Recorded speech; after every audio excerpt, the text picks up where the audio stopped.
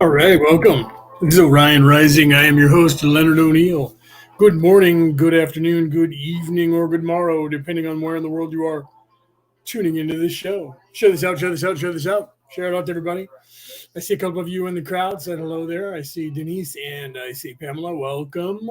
Like I said, share this out. It's Friday night. We're going to be doing the Law of One, of course. All right, pick up where we left off last week on session 14 or 15. Right, we're on session 14, question 14 or 15 is where we are. They were talking about the harvest. Dawn was asking Raw about the harvest. And to recap, 75,000 years ago was when this cycle began. At the 50,000 year ago mark, nobody was able to ascend. At the 25,000 year ago mark, there were souls who could ascend, but none of them chose to. They all chose to return to hell. After that, at approximately 403 to about 200 years ago, a little bit less than that, there were 38 souls who could ascend and chose not to. So the people who have been able to ascend have been choosing not to return to hell. There are a lot of souls that are currently able to ascend at any particular time, but they don't for the same reason. And I know that my internet is messing up right now. I can see that the signal is down, so I apologize if I'm coming through with breaking up while I'm doing this, right? I apologize for that. We're having big storms here. Last night between 2 and 2:30 a.m. Power went out. I know because I'm a very light sleeper. And when the power goes off, I wake up. When it comes back on, I wake up. So that happened 4 times. Power went off, came back on, went off, came back on, went off, came back on, went off, came back on, and then finally stayed on. But there was issues, right? Thank you, Denise. Hit like on my channel, so thank you. If you are on Facebook listening, and you happen to be on my personal wall, my personal page, and you make a comment in the chat, I'm going to have to go and look. But if you do that and you make a comment in the chat and I don't answer it, it's because for whatever reason, Facebook has it allows the group to go in and say something in the chat. But then when it's the page and the group, if for some reason it doesn't allow that. Now I'm even looking to see if I'm live, and it doesn't even show me live on my page right now. Oh no, here I am. So I am live right now on the page. So if there's anybody who's there and you're making comments and I don't see them, I apologize for that. That is today, right? Nope, that was from February 15th. So I don't even see me live on my own page today, even though I said I was going live there. Maybe I'll have to refresh my own screen. I apologize for that because I said that I was going to go live on my wall, but it's not showing me. Now it is. I had to refresh. Okay. So if I'll try to monitor if there's anybody there talking, I'll try to go there and look, but I apologize if you do and I don't see you. Okay. I always tell people, hi, Casey, welcome. I always tell everybody, where am I in California? Denise said, are you getting snow? No, California is, but I'm too low. I'm just outside this. I'm literally a suburb of the state capital in Sacramento, and we're only about 62 or 3 feet above sea level, if that, where I'm at. They say it's even less than that, but I'm up a little bit higher where I'm at than the town is. Where I grew up in Concord was 38 feet above sea level. So we get snow once in a lifetime, but they were talking about possibly getting snow here because it was going to be so cold. We had hail in the last couple of days, but it was really windy and stormy last night. It's supposed to get that way again tonight. Because all these storms are just blowing in now, and then it's shooting across the nation, right? Everybody going north from here in the mountains is snowed in. They have the passes all locked down right now. You can't get over the Sierra into Nevada anywhere from down in LA all the way up to the tip of Nevada and Oregon. California is socked in with snow. And literally almost every pass over the Sierras is, in fact, locked down. You can't even get into the Yosemite Valley. Yosemite Valley got 8 feet of snow in the last 2 days. That whole valley's closed. You can't even get in there. And if you're in there, you're staying. And if you're up in Tahoe, you're staying. So it's been snowing and raining the entire state, and we have another storm coming in. So it was kind of crazy, right? So what does this say? Somebody was saying something here. How many of you watched this live or see it? Oh, somebody's asking a question, and I don't know if you guys are on my other page or not, but somebody was asking that. So we are live if you're listening and you can hear me right now. And people do watch live, right? Right, Denise said tomorrow, very cold in Long Island, New York, but no snow here yet. It's on its way, Denise. It's on its way from back here. The storms that have pushed through are now wreaking havoc going east and dumping snow all over the place, heading towards New York. So you guys will be getting snow in another couple of days. So my internet is tripping, even though I'm paying for literally the second fastest internet that you can get as a civilian. I'm still having a little bit of issues. So Hawkeye said, what is this? Hawkeye, this is the law of one. Let me explain it to you really quickly. It's in the description, but I will explain it just in case, because people catch this show either on live on the MP4 file like we're doing here, but I'm not showing a picture. I can turn it on so you can see me. Let me turn this overlay off and you'll be able to see me here. Where's my overlay here? There it is. And I'll pull myself up on the screen here. My name is Leonard O'Neill, and I should probably be looking at the screen here instead of looking at the comments. This is the law of one, and what we're teaching about. I teach about spirituality above and beyond religions. I have 4 titles in 4 different religions as a priest or a minister or whatever you want to call that. Merlin, I have that title too. And I've spent my entire life researching aliens. I created Ancient Aliens Worldwide, the group on Facebook that has almost 300,000 members right now. It's the largest group other than like MUFON Global's website, searching for UFOs and aliens throughout all of history. So I've worked on both of those projects. And the Law of One is this group of people called the LL Research Group, back between 1981 and 1984, using ESP, a form of it, channeling, reached out to the universe to see if anybody was out there. They were trying to figure out if there was aliens or whatever back then. They made contact with someone, but it wasn't one single person. It was an entire hive mind complex, an entire species that was thinking as one. If you're a Star Trek fan, like the Borg, only they weren't bad guys.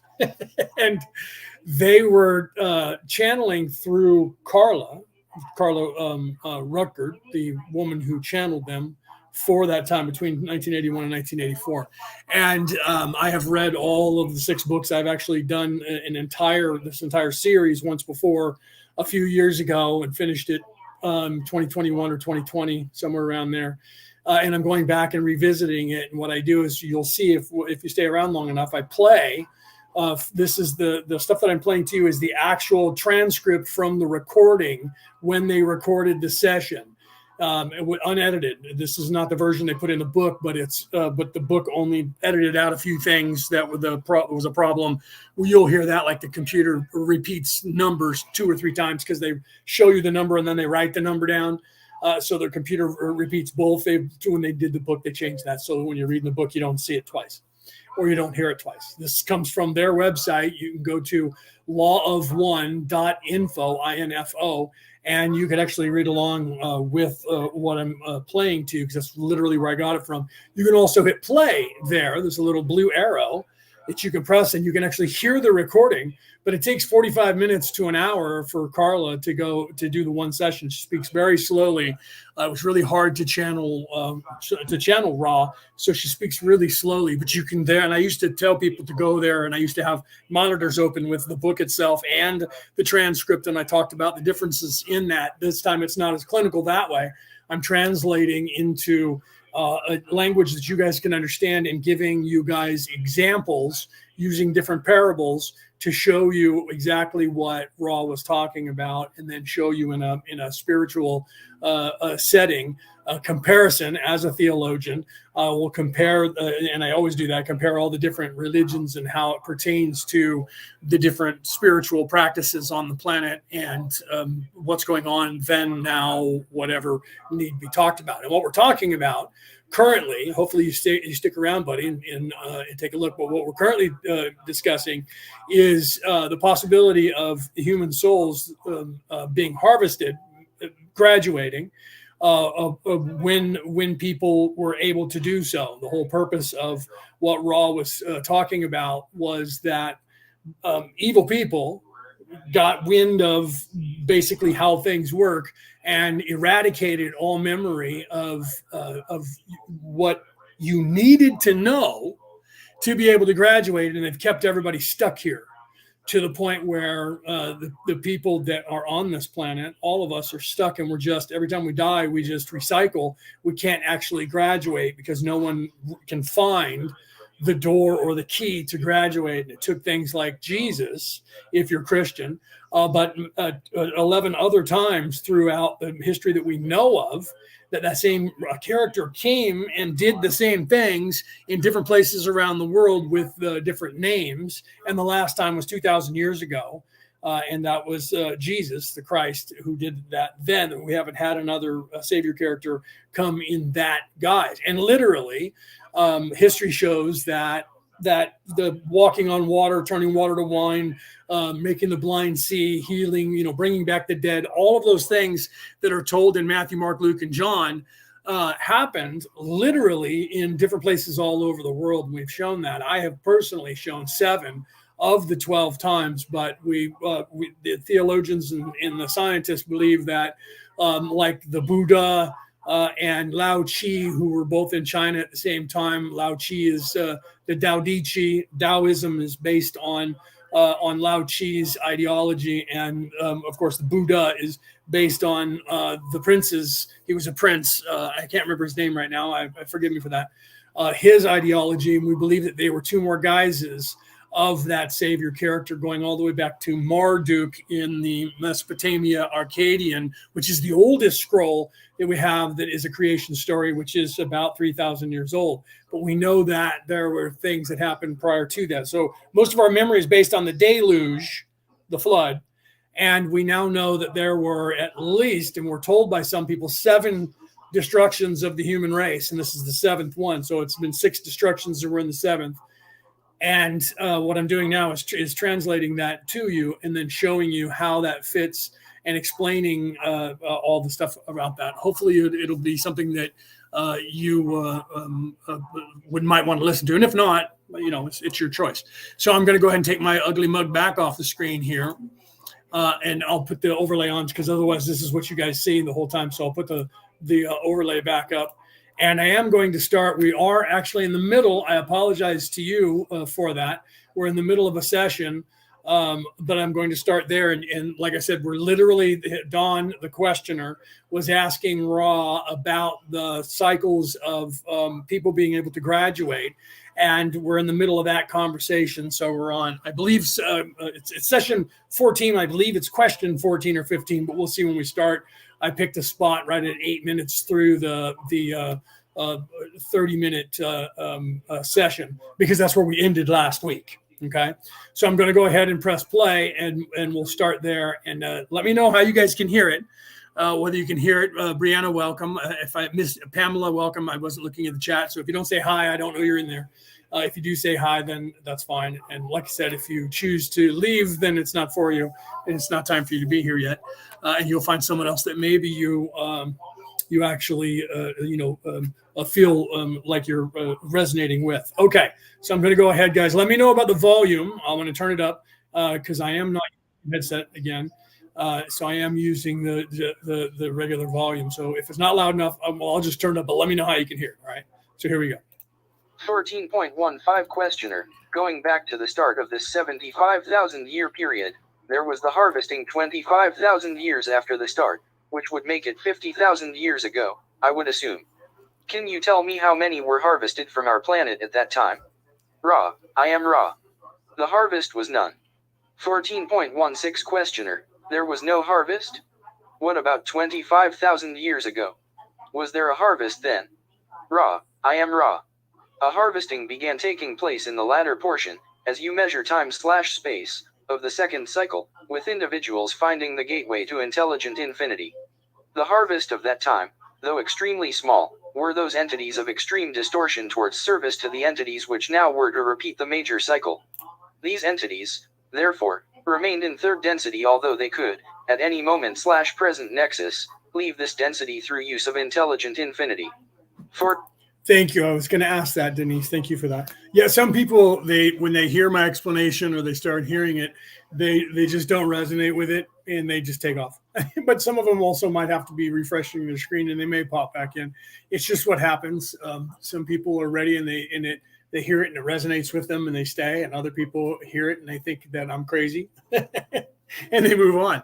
That's just where they are in their development. Okay, let's continue. Next question. 13.17 Questioner. Then the harvest 25,000 years ago, the entities who could have been harvested to the fourth density remained here in service to this planetary population.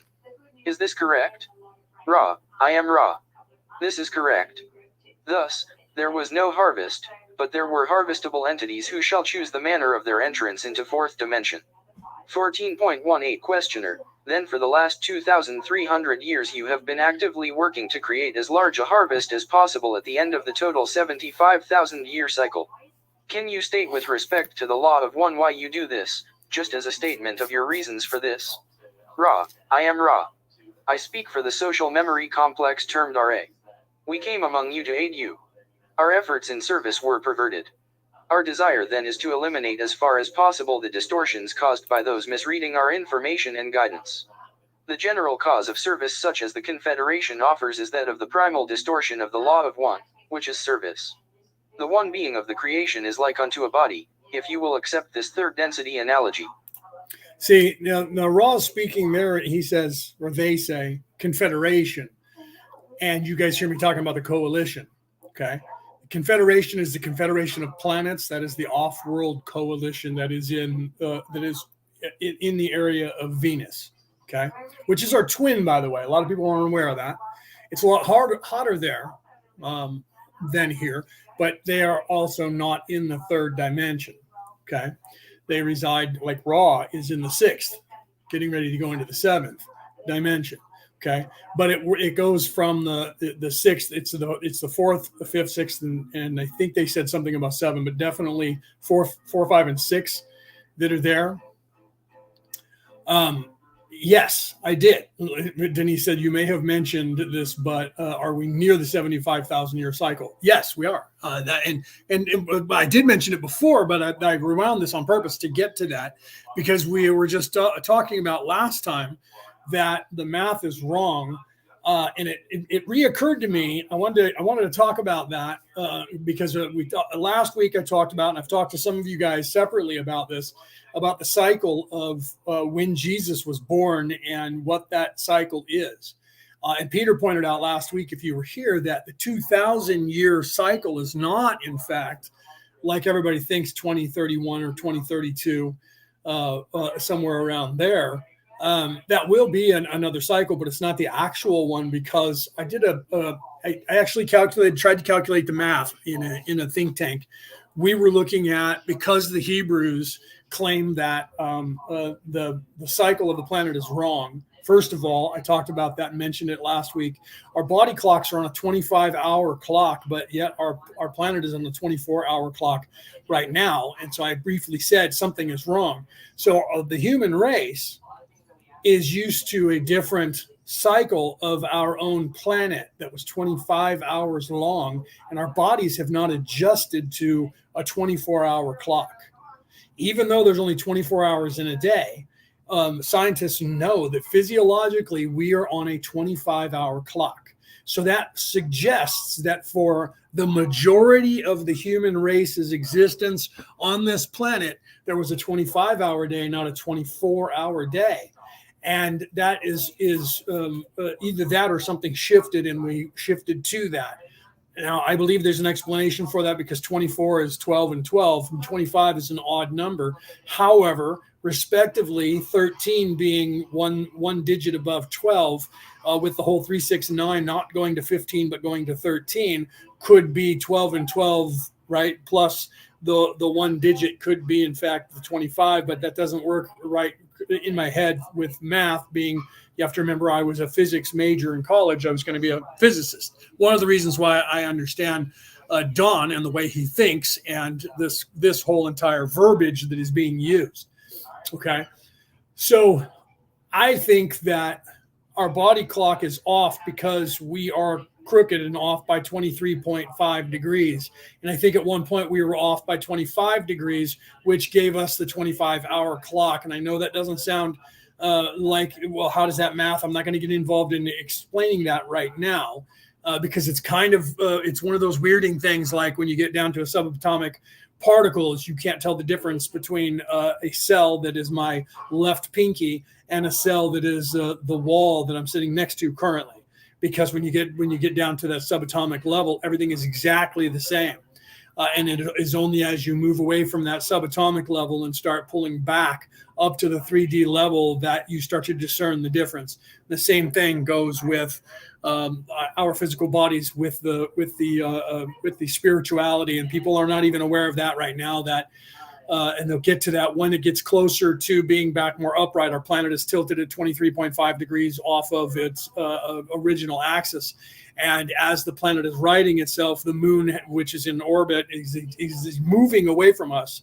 Exactly how, see, Hawkeye dipped out, Rick dipped out. And I said, I hope he comes back.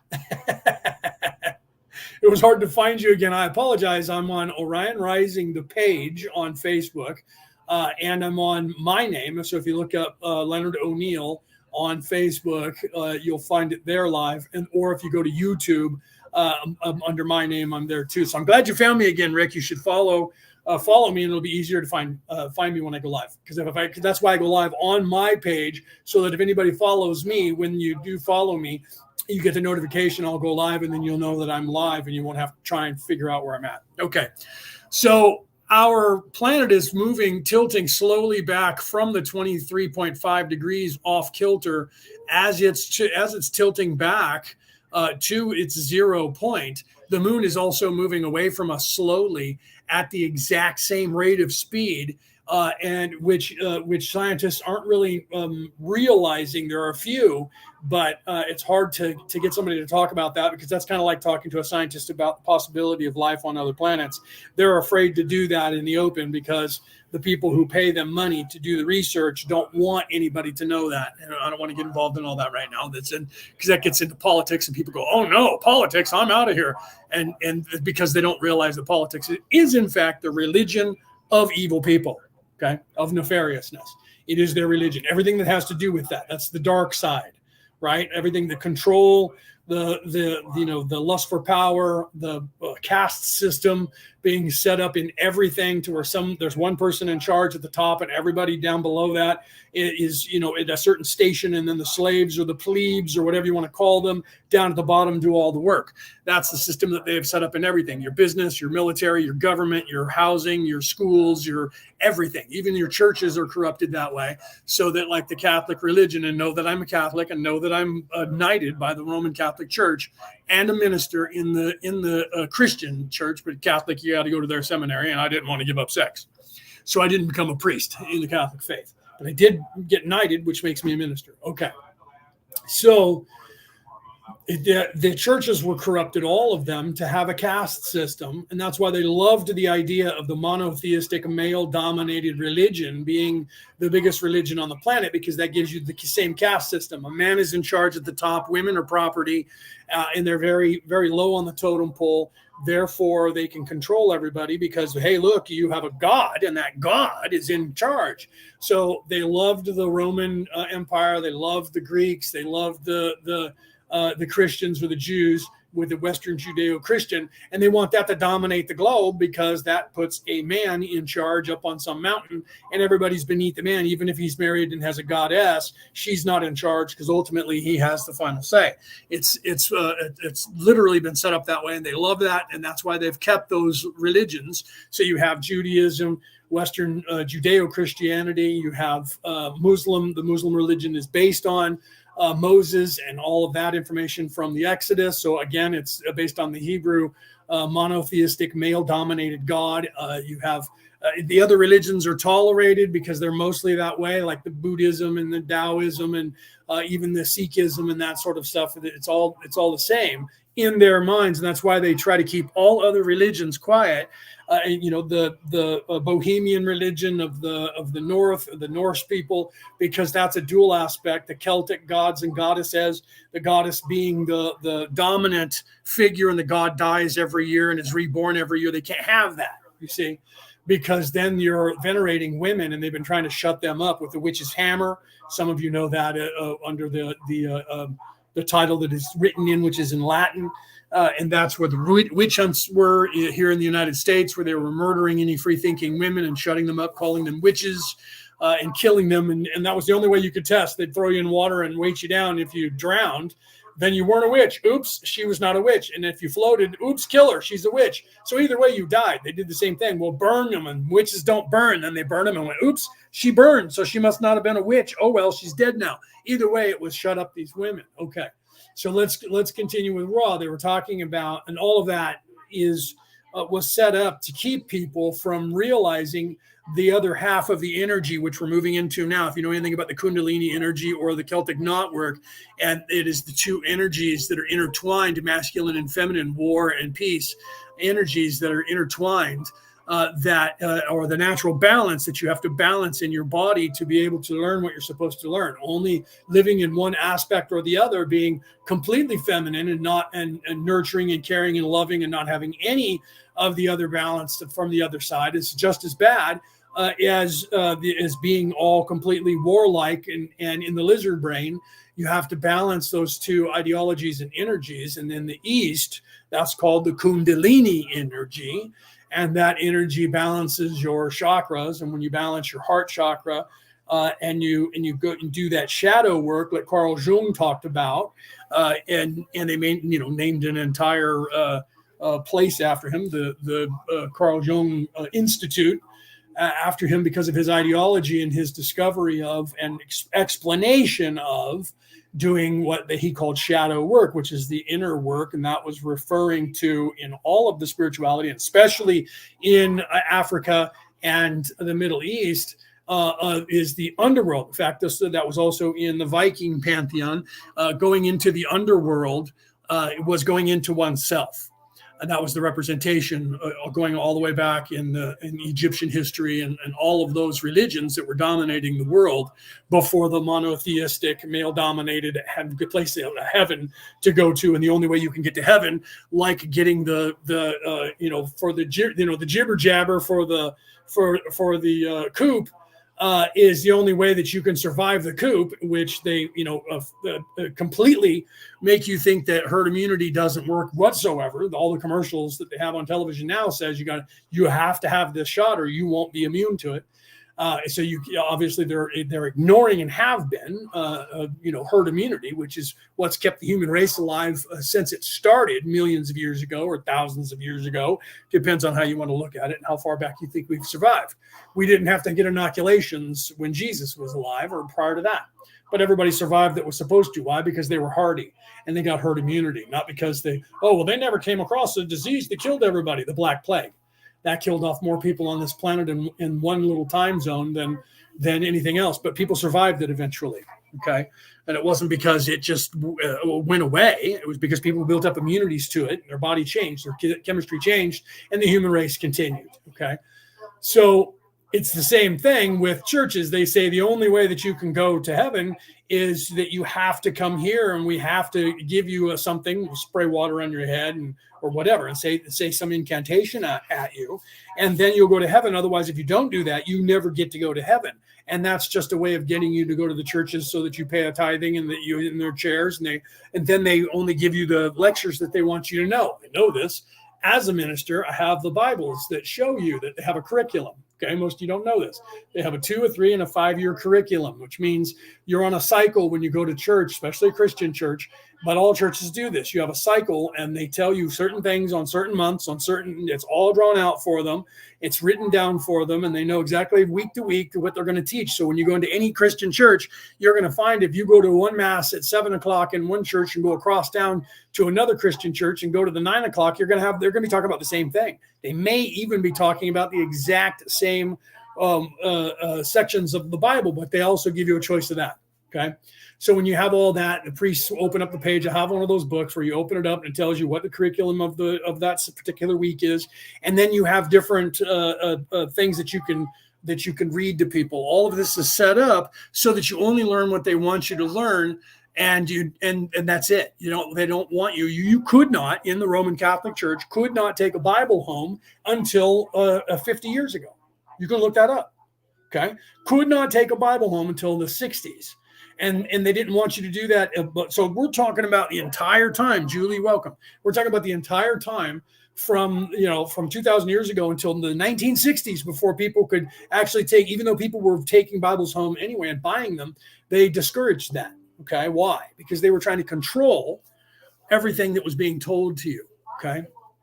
And there's a reason for that. And this is what Raw is warning about. So right now, Raw is talking about why nobody in the last 75,000 year cycle has in fact left when they could graduate to go to the next whatever reality, the fourth dimension, however you want to see that. Okay. And that's where we are. So let me go ahead and start that again. Okay. Let's continue here with the next question.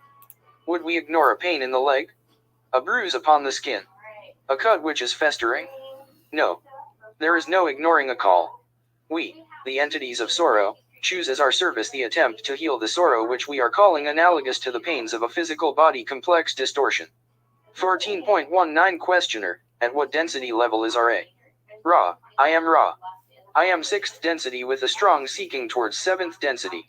The harvest for us will be in only approximately 2.5 million of your years, and it is our desire to be ready for harvest as it approaches in our space/time continuum. I love that because 2.5 million years for us, that is an eternity, right? That's going to be like 100, 200 lifetimes if you're here the entire time. Now you have to realize that for the people who are living in the higher densities, time being separated. Brianna, welcome. She says, I'm back now. I know what's happening is some of you are getting knocked off the channel and you have to refresh. They do that because they're trying to knock me off. They don't want you knowing this information. They're trying to knock me off, or you just happen to have latency problems and your signal cuts out. Okay. But that does happen a lot. Okay. So you have to realize that what he's saying here is he's talking about literally, but before that, when he was saying, would you ignore a pain in the arm? Because they were saying, why are you still here? Because they are literally outside of time. Let me continue with that. I'll get back to what I was starting to say there. Let me go with the first part of what I was saying. You have to realize that 2.5 million years for them is now, because the everything being separated, past, present, and future. being separated is here, right? See, it keeps freezing, just like I said. So it's either your latency, Rick, or Facebook's trying to discourage you. You get opposition.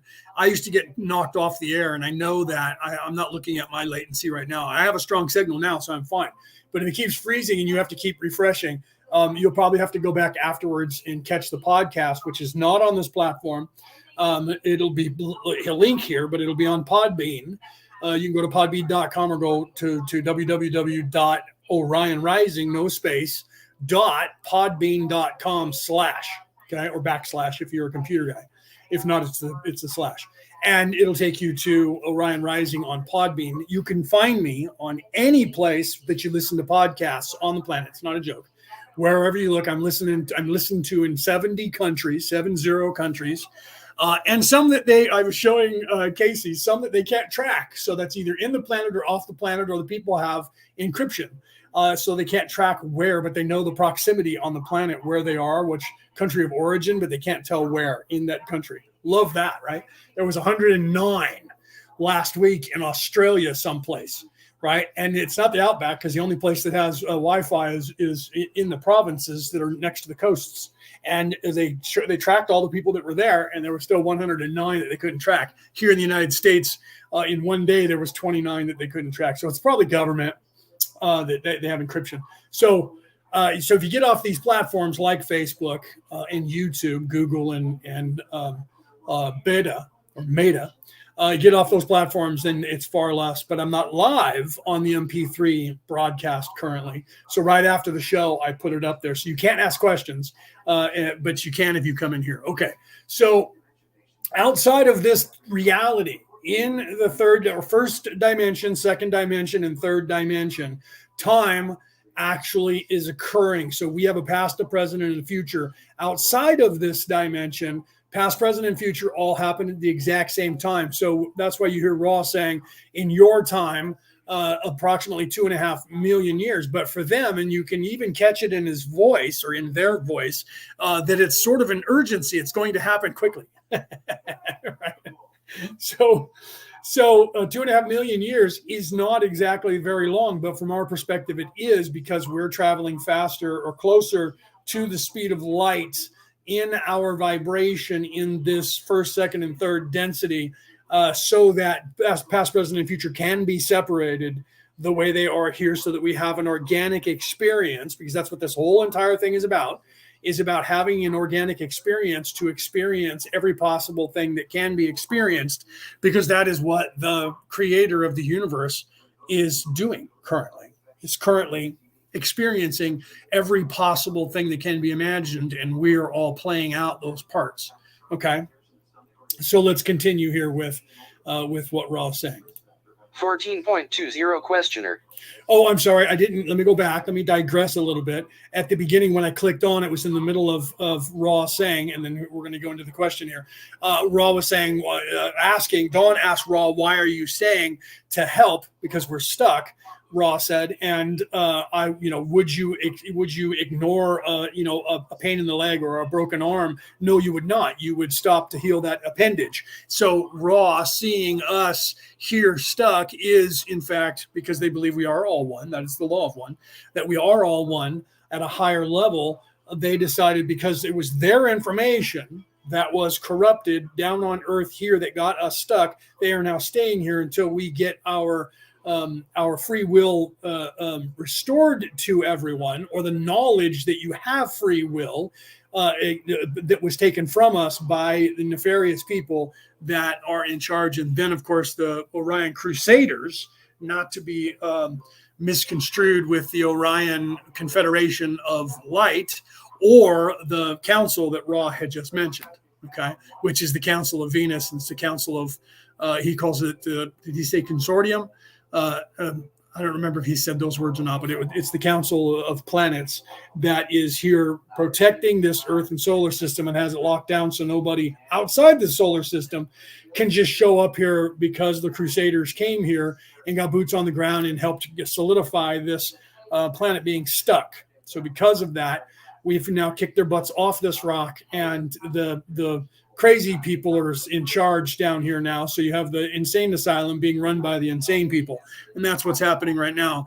And we're mopping up the last bits of that and trying to restore order and restore. But you don't hear many people saying this part of what I'm saying to you, because most people are still locked into, we're a penal colony and it's a trick when you die and they zap your soul and make you forget and put you back into a body and you're stuck here forever and ever and ever. Amen. And that's just not true. It's part of the narrative that they're trying to get you to believe. Anything that's negative or tells you if you don't get baptized, you don't get to go to heaven. If Jesus comes back right now, you're not going back. Those ideologies, even though they sound like they're from a holy perspective, and in some ways they are trying to give you a boost. It's that tough love, get up and get a job, kid, or you're going to be kicked out of the house. That's the same attitude. That's the exact same what that means. So they're trying to scare you and guilt you into going to their house. You have to get the shot or you will die. You have to get the water thrown on your head or you will die. You will spend the eternity in hell if you don't come here, and you have to come to us. Oh, and by the way, pay us a 10% of your wages tithing while you're doing it. Do you see? And Jesus and Muhammad was teaching that you don't need to do that. So just those two religions alone were teaching you, don't listen to that bullshit. When you pray to God, God hears you no matter where you are. Now, I'm not saying that because I'm trying to get everybody to not go to church. If you feel that that is what you need to do, you can still do that. But just be aware that while you're there, they're not going to give you all of the information that it is you need unless you actually pay attention to what Jesus said. And then, in fact, try and get the Dead Sea Scrolls, which are online, and read more of what was going on with Jesus and other things that were going on at the time that they took out of the Bible. And ask yourself, why did they take these out of the Bible? When, in fact, you read them, it actually solidifies even more if they were trying to prove that Jesus was the Son of God.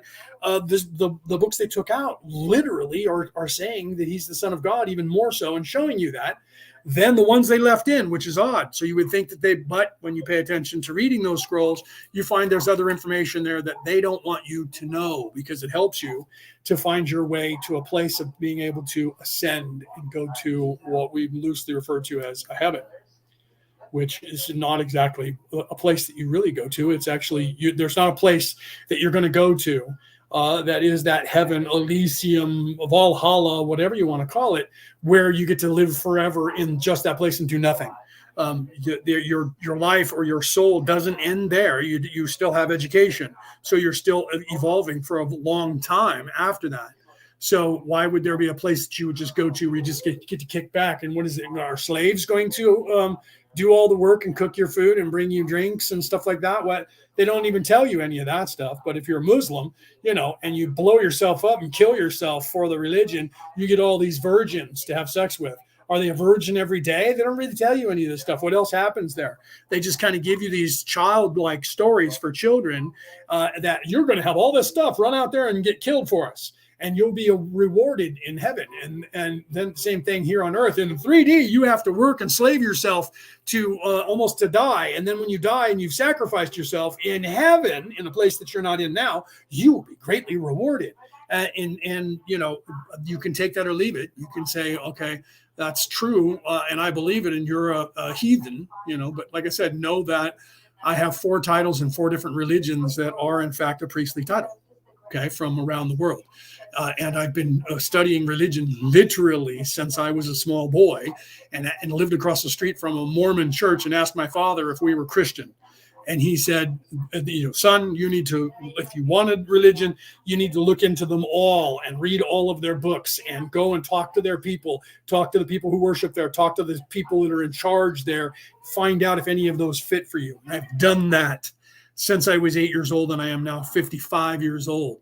So I've spent my entire life studying this. It's not something that I'm just some dude who just decided, hey, I'm going to talk crap about religion, because that's not what I'm doing. If that's what you need to do, and you need to have that leadership, you can still go there and not get caught up in the rhetoric, and you can still graduate.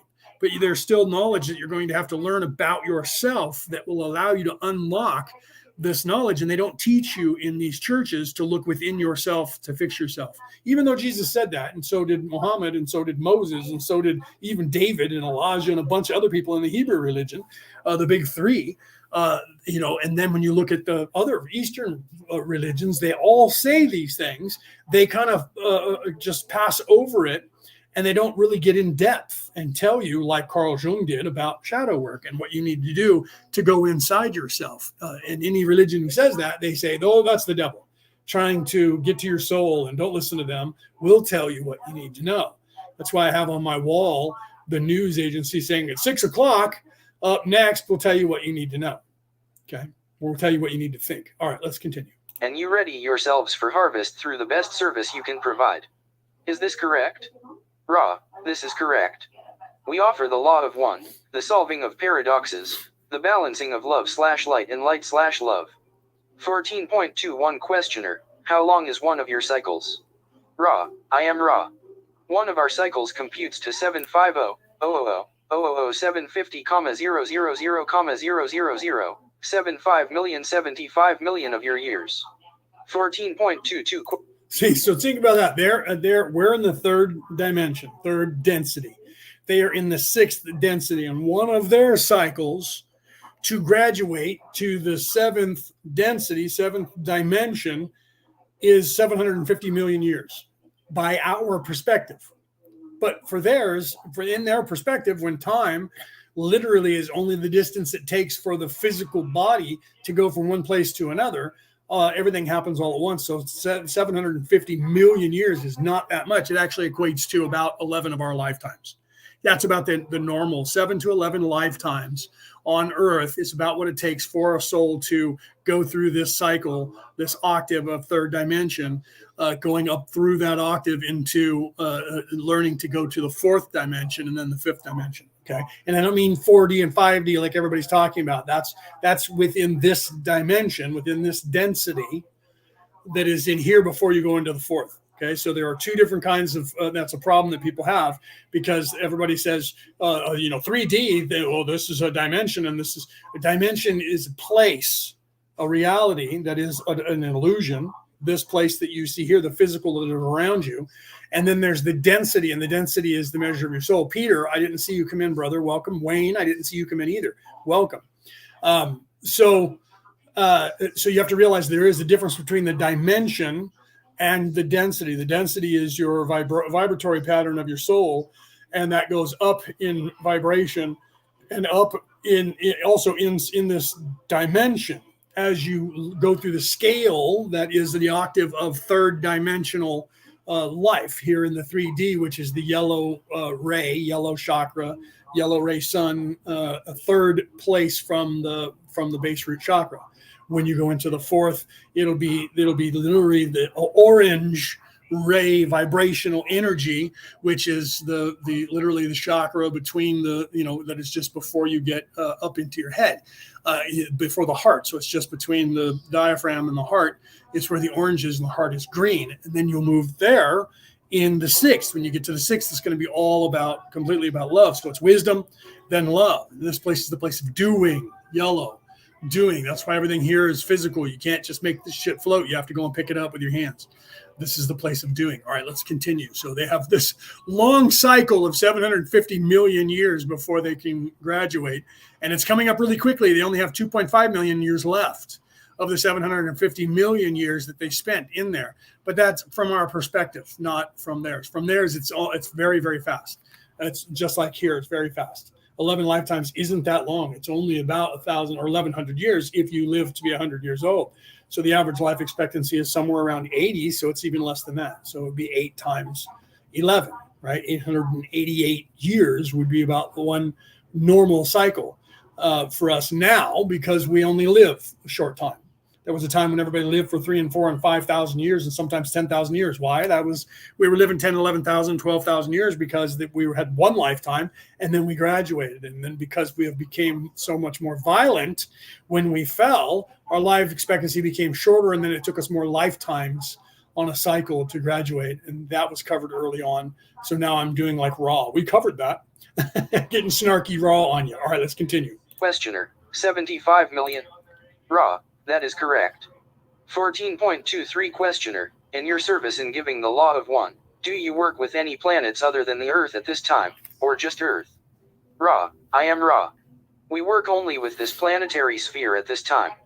14.24 Questioner, you stated that you were called by 352,000 Earth entities. Does this mean that this number is the number who will understand and accept the law of one? Am I correct? Ra, I am Ra. We cannot estimate the correctness of your statement, for those who call are not in every case able to understand the answer to their calling.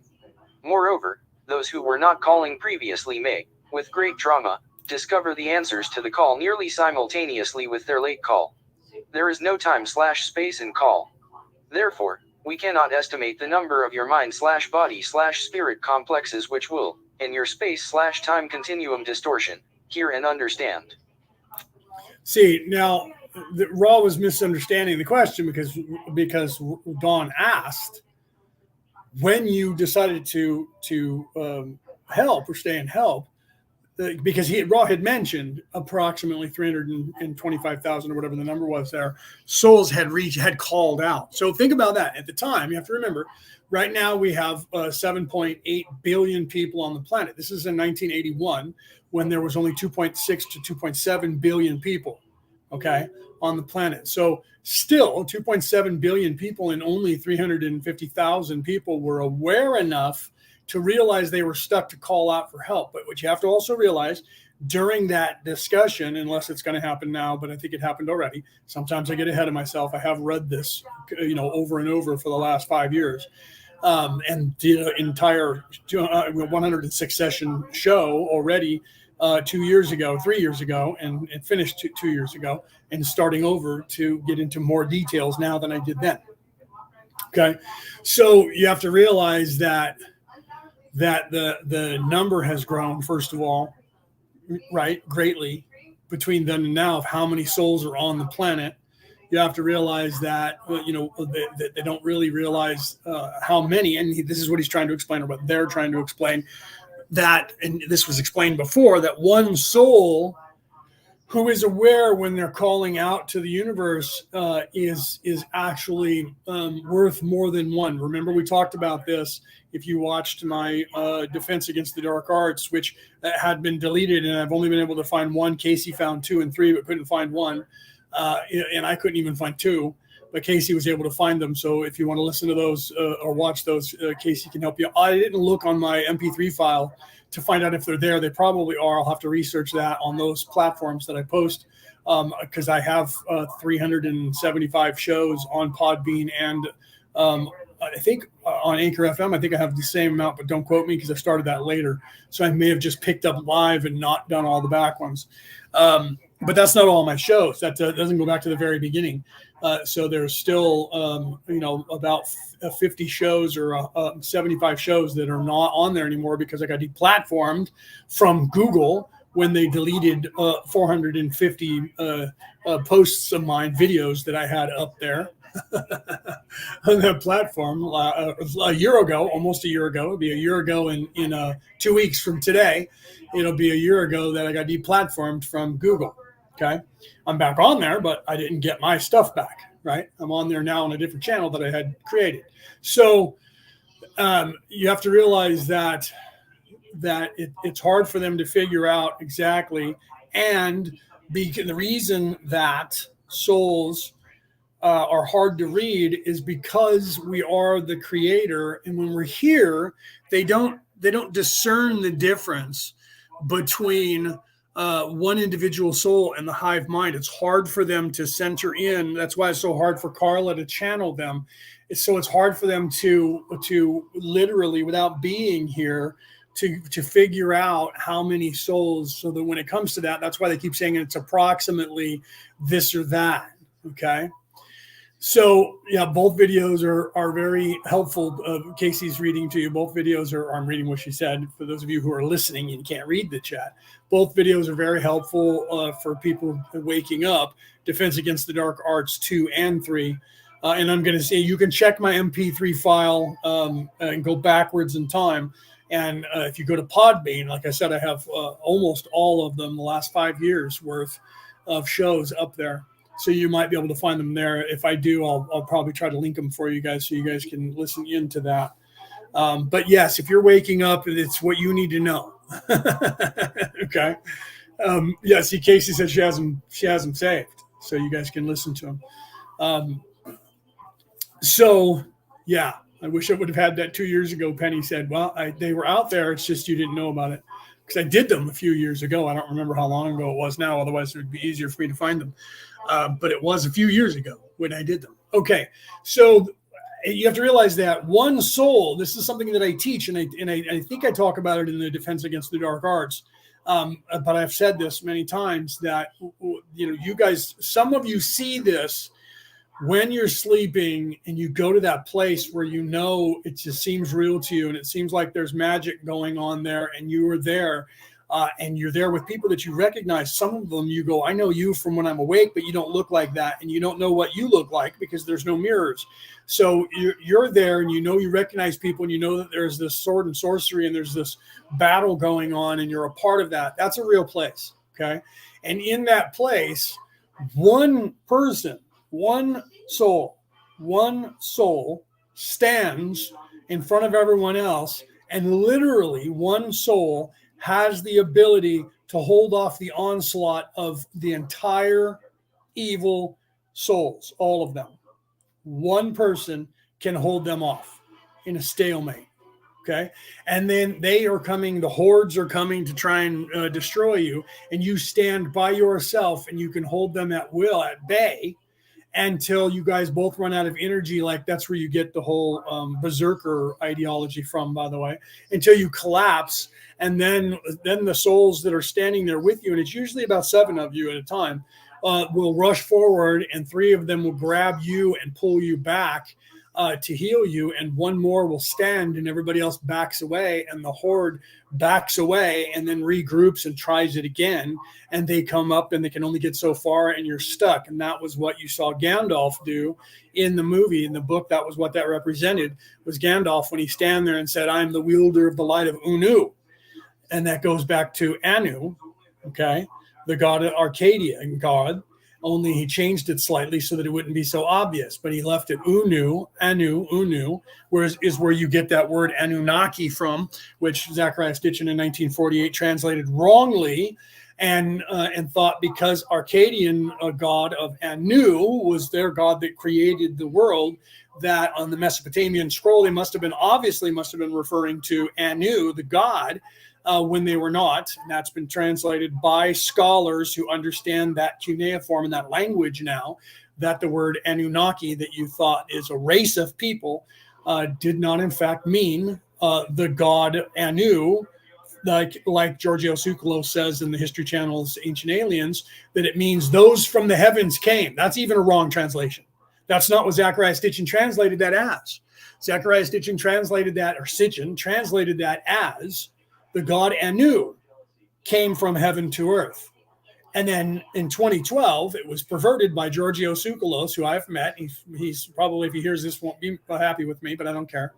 Then he says on the television show, it means those from a race of people, those from the heavens came to earth. And then everybody ran with that and started calling the Anunnaki a race of people, when Stitchin's wrong translation was the god Anu came from heaven. So the words Anunnaki means, according to Stitchin, Zachariah Stitchin, the god Anu came to earth. Not those from the heavens came, not an entire race. But now everybody's calling them a race of people, the Anunnaki. Okay. Anunnaki translates into English from not Arcadia, but from the Mesopotamian language as the prince came to town. Okay. That's what that means. It was Anunna, not Anu-Naki. Anunnaki, one word. It was Anunna-Ki, 2 words. Okay. Not one word, Anunnaki. Okay. Not the god Anu, Ki, not 3 words, which is how Sitchin figured it out. He said, well, I know the word Anu means God, and then Ki means comes. So the word in between, he just kind of left out, but the God came from heaven, and then everybody assumed that the middle word means heaven. Okay, that actually means comes, and the last word doesn't actually mean come, but when you put the 2 of those together in a sentence, it doesn't mean that at all. So I know this because I've researched this and I've talked to scholars who actually translate it. What it means is literally the prince, Anuna, ki. Anuna means royalty, or the prince came to town, came to the city. Doesn't mean a god came to the city, and it doesn't mean an entire species or a race of people in spaceships came to the city at all. So the translation was wrong, and everybody's run with it, and now the Anunnaki are in fact a people. And now Marduk is actually called Anunnaki Marduk. So now people are now saying Marduk, who was the grandson or great grandson of Tiamat, who killed Tiamat, from the scrolls, they've now perverted the scrolls further and added Anunnaki Marduk. They've added the Anunnaki to Marduk's name. So now, and they've also added it on. I've found it you can find it online if you Google it. They've added it now onto the chart of the Mesopotamian people. Since they've all translated them into a race, they've added that onto the chart. It was not originally there, but now it is. The Anunnaki is listed as a race of beings that has a place in the gods now. Added in 2 years ago. Wasn't there before that on the scrolls. You go and read the original scrolls, there's no talk of Anunnaki. They have the words in there, Anunnaki, but it means Anunnaki. But whoever writes it now, when you read it, they slam it together and pretend that it's a race of people. And it's not. It's in fact discounted by all scholars who understand Mesopotamian language. They all say that is folly, it is wrong. It meant the prince came to town. Okay? Doesn't mean aliens, doesn't mean a race of people, but all the people in the ancient aliens field, they have now usurped that from the people on planet X, which were called something different before, that these people that were there that show up on this 3,000-year cycle, which they're overdue by almost 3,000 years, weird, but they keep saying that they're here already, and that now those people all of a sudden became the Anunnaki, right? So they're like, we've discovered they're actually the Anunnaki. And I'm like, yeah, since 1948, but prior to that, and then after that, no one cares. When the scholar says that it wasn't translated right, they say that it was wrong. Kind of like what people say about Ra, is they say, oh, they just made that up. They don't know what they're talking about, right? So technically, right? So, yeah, Casey said, laugh out loud, or that there wasn't a they, technically. No, there wasn't. Same. So she says, so glad that I know the truth about them. Right. People are still doing podcasts calling them a race, Denise says. So, so glad. And they are, and they will continue. Most of the stuff has been perverted, and it will now continue. And eventually there's going to be a religion that will be invented where people are going to worship the Anunnaki. That'll happen. People do that. I mean, I talked about that, showing you during World War II when the Americans were island hopping in the Pacific to fight against the Japanese. They landed on an island that had Aboriginal people, and I only say that because they were Pacific Islanders living in the Pacific who had never seen white people or our technology, and they thought we were gods. So then when the Americans left in the 40s, when the war was over, and they left the airfield, they went and got a bunch of bamboo and made a replica of one of the aircraft, thinking that if they do that and leave it on the runway, the gods will return. And how we know that is because somebody did have to land there when they were out there flying and they were running out of gas. And they were, oh, shit, I better land here. There's an airstrip over here from World War II. And they were calling, Mayday, Mayday. Well, we're going to land here. And they landed, and people came out and were worshiping them. And then eventually they figured it out. They were talking to the people, and they were like, we're waiting for you to come back. You're our gods now. Okay, so those are simple people, simple-minded people that are not educated that believe that. So a lot of what was going on in the past is something similar to that, but I'm not saying there wasn't aliens that didn't come here, because there was, and I know that. But some of that is there's a deluge, and everyone said God must be angry with us because there's a flood. No, there was a 10,000-year cycle of an ice age, and then the planet started warming, which is a normal cycle of the planet warming. And then, of course, there was a volcano that also erupted that heated up the planet, but it wasn't big enough to freeze the planet because it didn't block out the sun. I'm not going to get involved in that. But it also heated things up, and then the planet melted, the ice caps melted, and the sea rose 200 feet. And it flooded everybody because they were living near the edges. And God must be angry with us. Everything is God's mad, and we have to kill people and sacrifice them to God to appease the gods. That is childlike thinking. I mean, let's be rational about things.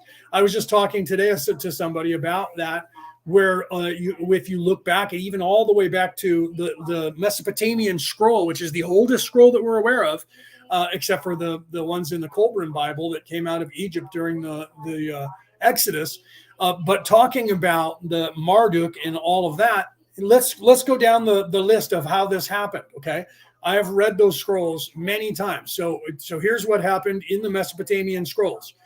Marduk was the grandson of Tiamat. Tiamat was married to, and I can't remember, I think it was Enki. Okay, Enki was the god, and Tiamat was his wife, and they had 3 sons. They were also gods. The 3 sons who were gods, right? What is this? The Great Barrier Reef was caused by that. Aboriginals say it was the rise of 2 meters every year, right? See, now that's the seawater rose. Okay, so and then the corals is alive, so it grows. Okay, so let's go to so Enki the god had sons, 3 of them, and they were partying and they were loud and they never shut up and they didn't sleep. So it was pissing Enki off. So he said, "I'm going to have to kill them." Now you're a god. Think about this. This is 3D thinking. This is children, childlike, third-dimensional human ego, but they're supposed to be gods and they're supposed to be benevolent, all-seeing, all-knowing gods. But all of the stories are like this. So the Enki said, "I'm going to have to kill my sons because they won't shut up and I can't sleep." So he tells Tiamat. Tiamat then says to the boys, "You guys better knock it off. Your dad's going to kill you." So they get pissed off because dad's threatening to kill him. So they go kill dad. This is the story. You can read this. So they go and kill their god, their creator, Enki. And because they murder Enki, Tiamat gets pissed off and she wants to murder them now. So now Tiamat's the great evil, because now she's turned wicked because they murdered their father who threatened to kill them. And then she went and killed them. So now everybody else is scared to death because now Tiamat is evil, and they don't explain why she's not just a very distraught mother who her sons murdered her love, and then she got so mad at her sons for killing them that she killed them too. But now she needs to be killed. So everybody they sent up against her couldn't withstand because she was too powerful. So eventually they went to her grandson, who was named Marduk, who was a great, great warrior, and they empowered him, and he was able to stand up against his grandmother, and he was able to kill his grandmother, and that was the beginning of the human race. Okay, so all of the stories, the creation stories, are almost identical to that. The Bohemian creation story has the same scenario where it's Thor doing the killing, and they're fighting against the dragon of the North Sea. They split that into 2 stories where they fought against his sister, which they talked about. If you watch the movie Ragnarok, she shows up in there, and people are like, where did she come from? She was the great evil. Okay, when they were attacking Jotunheim and killing off the frost giants, she was doing most of that. To show you that storyline in the movie of Ragnarok. Okay, and she turned evil because she could the bloodlust of doing what she needed to do. Again, here's the story where of this goddess who now becomes evil after she does these deeds to solidify the reign of her father Odin, and in Valhalla and Middle Earth. So now all of a sudden she's evil and has to be killed. So she's banished. Okay, and then of course the dragon of the North Sea is kind of separate, but this goes into Marduk with that story. And then if you read the Necronomicon, they tell you that Tiamat is dead but sleeping. The same thing happened to Thor's sister. She's dead but sleeping. Okay, so, but that's why in the movie she came back, because they got somebody resurrected her. She was not, in fact, completely gone. Her immortal soul was still immortal. So even though they killed her physical body, she was asleep, and then she woke up and came back and was going to take over everything. And that's when they unleashed Surtur, and Surtur took over and was killing, and ended up killing her and destroying Valhalla. And then they moved to Middle Earth. And that's why we know the legend of Thor and all of that, because they moved here to our reality on Middle Earth. Okay, that's the myth of the Viking creation story. And the sky was created from her skull. The dome of the sky is her skull, and her teeth are the mountains, and her bones are the mountains, and her blood and tears are the water, and the blood that's splattered when they chop their head off is now the points of light that are the stars. This is exactly the same story with Tiamat.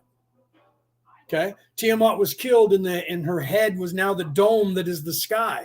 And seeing through the dome of the sky is the cracks in her skull from her head being chopped off, and her teeth and her bones are the mountains, and her blood is the sea. Okay, so that's the same story, and they're literally 8,000 miles apart. But they have the exact same creation story. Now, the other creation stories are very similar around the world. Okay. So, but again, it's these gods, right? And you can read the Hindu War of the Gods. It's the same scenario that's playing out. So these gods who are supposed to be forever and immortal, all-seeing, all-knowing, are very childlike, 3D, egoic in their nature.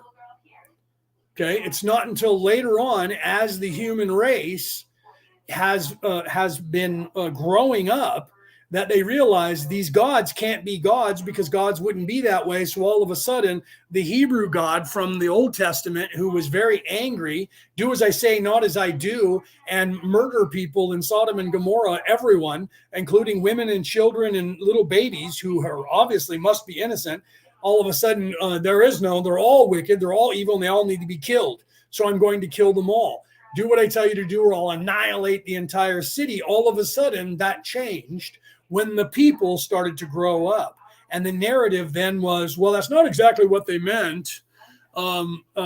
Right? And yes, the sea level, going back to what Rick said, the sea level rose when the ice caps melt. No, I saw what you said. I realized what you meant, bro.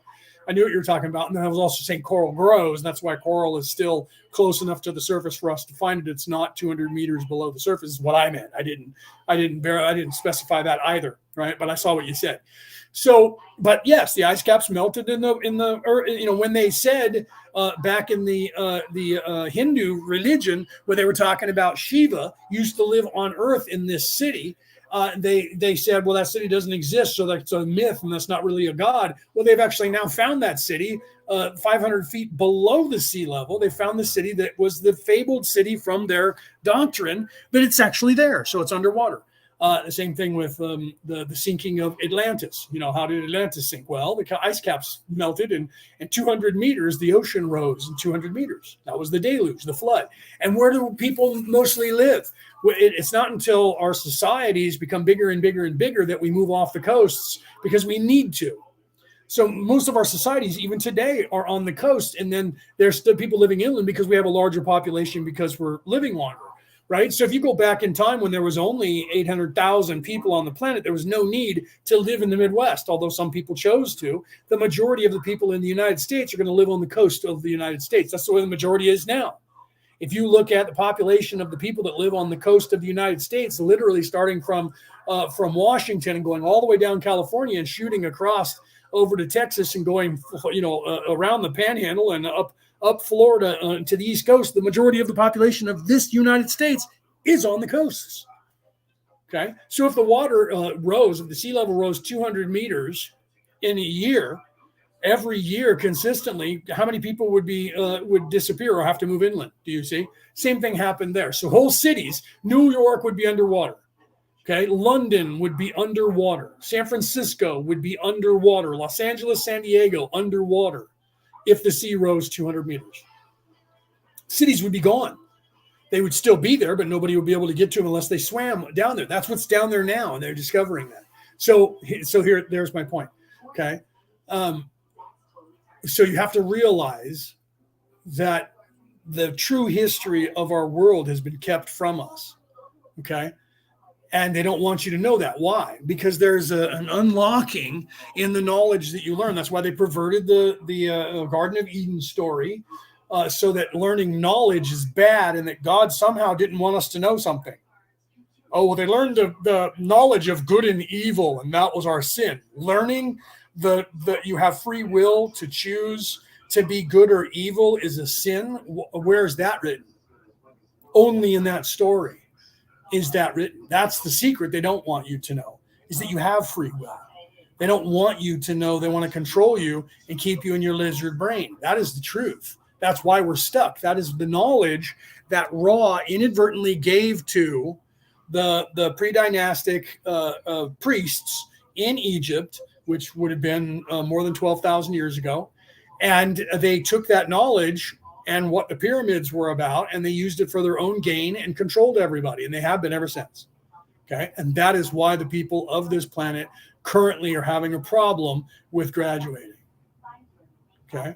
And see, now Peter's referring to Newgrange, right? And talking about Ra and the kings and the Valley of Kings, and going back, and he has a diagram of that, and he's talking about things, and he's trying to be cryptic right now because he's trying to get past the algorithms. Okay. But I know because he and I have had these conversations. So he's saying that if you take a diagram, right, and you look at Newgrange, and then you overlay that in a few places, say the Valley of the Kings, you'll find that there's a correlation, just like the three pyramids at Egypt, at the Giza Plateau, are exactly the same three pyramids of Teotihuacan in Mexico, and the ones in China, and I forgot where they are in China, but they're buried now. But if you look at my reel, I show you a picture of all three of those and how they mirror Orion and why they mirror the belt of Orion and what ancients thought about why that is. And I also show you that the Teotihuacan complex from the air is identical to the motherboard on computers that we use to run everything. Okay. So I'm going to go ahead and play this because my mother is now coming into the dining room, and I have to get her to go and sit back down and watch TV instead of coming in here to find out what I'm talking about. So I apologize for that. Okay. So yes, Casey said, but we're in the process of unsticking us. Yes. And that is what we're doing. The human race has already gone. If you listen to the Bible, it says in there that the devil will be unleashed on the earth for a time. That means a time means there is a beginning, a middle, and an end. That time has ended. It's over. Okay. And now the human race has swung really far away from the light, as far as you can imagine. And in the last 12,000 years, right, there's that number 12 again. In the last 12,000 years, the Jesus character has come through. I talked about that 12 times in the last 12,000 years, and or actually in the last 16,000 years. And the last one was 2,000 years ago when he came, or that entity came and used the name Jesus. Okay, and there hasn't been any since then, and I don't believe there is going to be, because it's the number 12. Okay, and I've discussed that in the past. And if you guys have any questions, you can ask that in the class chat of the Law of One on Messenger, and I'll or message me after the show, and I'll explain it to you. Okay, so things have changed, and we're already writing ourselves back towards being upright again. Okay, your shaman, Rick says, my shaman told me I was a high priest master in Egypt. This is a very good possibility. Who worked for no wages as a community looked after me. When you have that trade-off, you don't need to have wages, because they're just like the priests do in the Catholic religion and the Hebrew religion as well, where the people pay for you, so you don't have to actually go to work, so you can do that work. So apparently, this is Rick still saying that, apparently I had the power of the pyramids, not just Egypt, but around the world. Well, if you were back then in pre-dynastic era, not post-dynastic, because by then everything was covered up and they broke the obelisks and everything was turned off and not working, then yes, you would have had the power of the entire planet back then. That was what that got all destroyed when the Atlanteans started screwing with the 3, 6, and 9 energy, because they were trying to harness it for weapons, and they stopped the earth and they blew up, which is not in the version that I currently have of the Necronomicon, nor in the one that Casey has, because we have the same version that was printed, and it doesn't have that in there. But the version that I had 10 years ago, that when I got rid of it, unfortunately, when I moved, of that version, and they talk about that even in our version of the Necronomicon, that there are other versions because somebody stole some of the manuscripts and got them out there. So that one that tells more about the necromancy and the stuff that went on tells about that stuff. Okay. So, right, Casey, it's not in there. I read the entire thing. It just goes into all the spells, which are real long, which you are. And then it goes into the story of Marduk, and they're telling the Mesopotamian ancient story, because it's all handed down from then.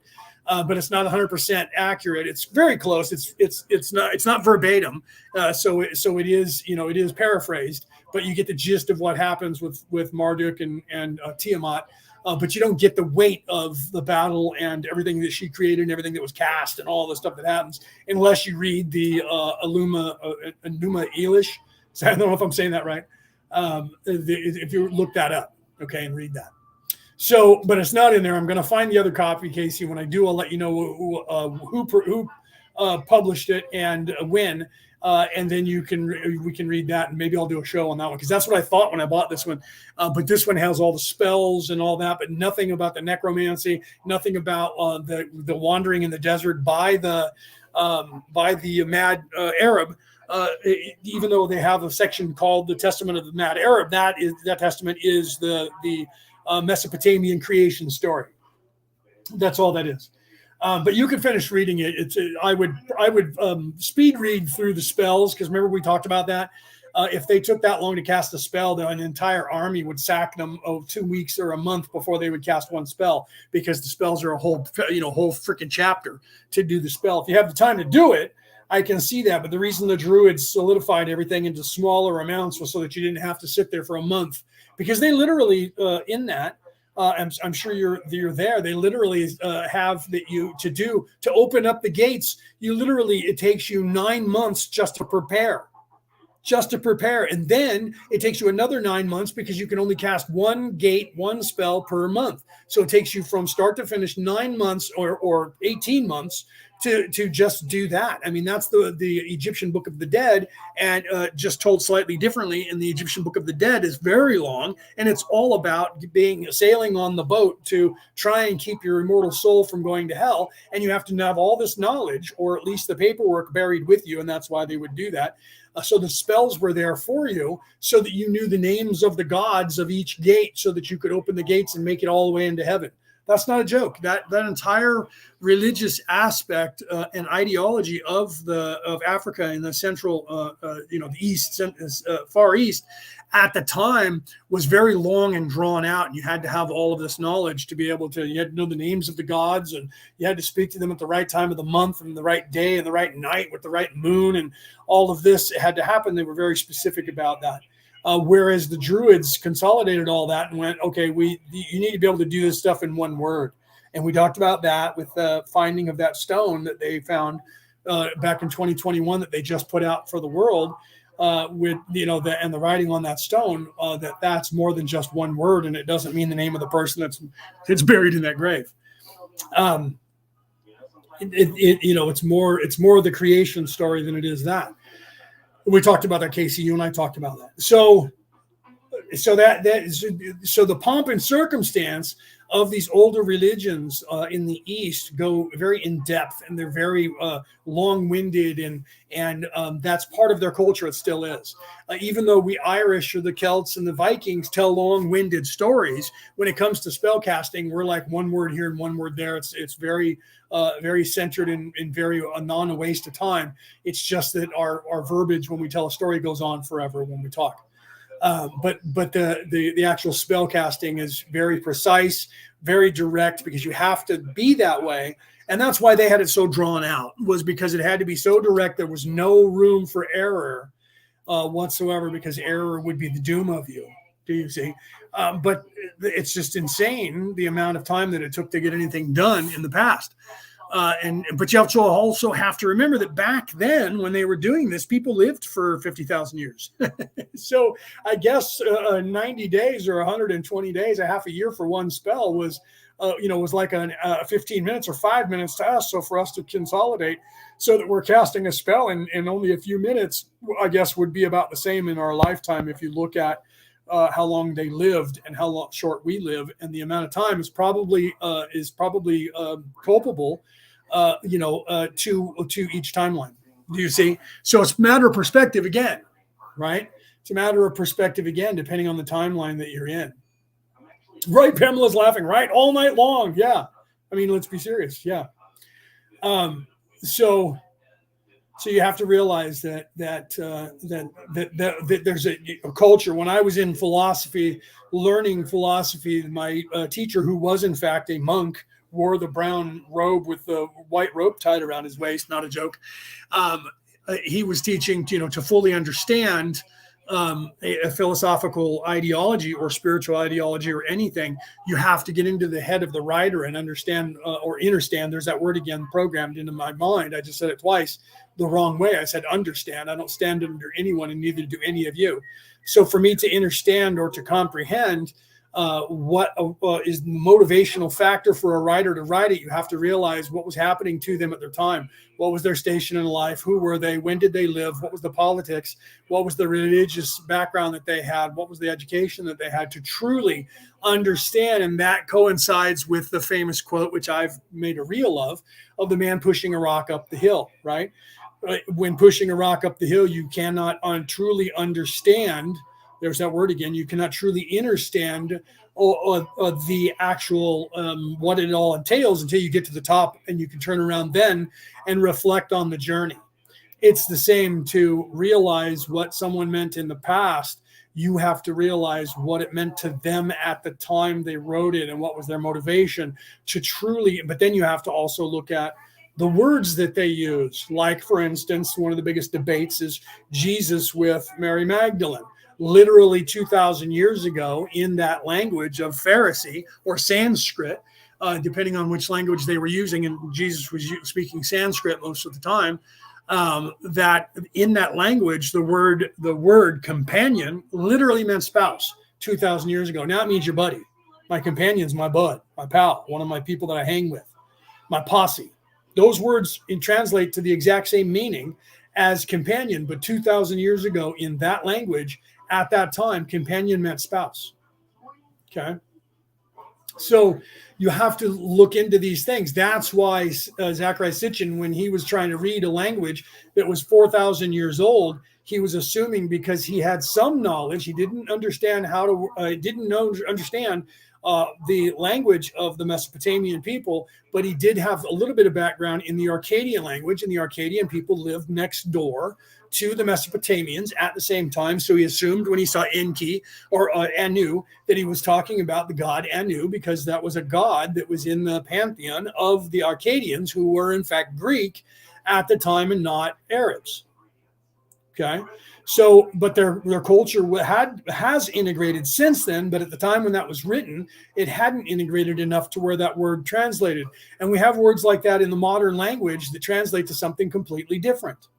Okay, I give you the German word from World War II for tank, and that was Panzer, and that's very similar to our Panther or force. Okay, the word force, like in the Force from Star Wars, means this energy in the universe that binds and is linking all of us with everything in nature. In the German language or in the French language, the word force means the same as tough to Americans or English. Strong, force, strong. So when we say I force someone to do something, that means I make them do that. It doesn't mean I'm strong or that they're strong, but in the language where the word was invented, in the French and German, because they were so similar and their languages so close to one another, force means strength. Not to make someone do something against their will. Do you see? Same words mean something different. Here's another example. We have a car, the Chevrolet Nova. Nova means a supernova, something very bright and powerful in the sky in American English. In Spanish or Latin, Latino language, nova is two words and it means no go, does not go. No va. Va means go, no means no. Okay, so to people that they were trying to sell the car to in Central America and South America, they didn't want to buy a car that's called No Go. Buy the Chevy No Go. Do you see? So there's a problem in translation. Some words mean. Here's another example. I've said this before. There's a rock band called Roxette. Roxette, female rocket. Roxette. Okay. And when they went to Japan, they had to change their name to Rocket because the word Roxette in Japanese means diarrhea. This is not a joke. I didn't make this up. Lost in translation. That's what that means. So to the Japanese, the band Diarrhea was coming to play. Nobody wanted to see them, and they found out it meant diarrhea. So they changed it from Roxette to Rocket while they were touring in Japan. And all their album covers say Rocket if you buy them in Japanese or in Japan. Okay. So the same thing happened. This guy was trying to translate Anu or Anunnaki, and he thought it was Anunnaki, all one word. And but he didn't really, because in his mind, Anunnaki meant the god Anu came down from heaven. So it literally meant 3 words or 4 words, anyways, a concept in his mind, but it was translated wrong. It literally meant the prince came. Okay. And it's because the language itself, the word, like the Hebrew language, when you put words together, the Hebrew language, Viking runes are the same way. The Hebrew language, each letter represents a number and a word, but the word represents multiple words depending on whether you pair it with a different letter. Then it changes the meaning of that letter. The same thing happens in the Viking rune language, unless you're just spelling out words and with the runes. But if you're actually writing something down, like we discussed, where they wrote down that on that rock, on that stone that we found that's over 2,000 years old, that each rune was representing an entire concept, not just the letters that were written there. Yeah, Roxette.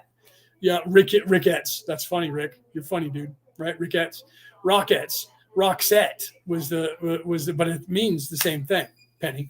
I love that Rick did that. You're funny. I like your sense of humor, Rick. Rickettes. So if you had daughters and twins, you could call them the Rickettes, right? Because they're your daughters. So my point is, to translate, when you're looking at something, you have to look, right? Because I totally want to go see Diarrhea, right? Casey said, I know there's a lag, so you guys are like 35 to 40 seconds behind me. But that's funny. I mean, the truth is, would you want to go see Diarrhea? No, but you go see a band called Rocket, right? With a female lead singer and lead guitarist. She actually rocks. The band's actually kind of cool.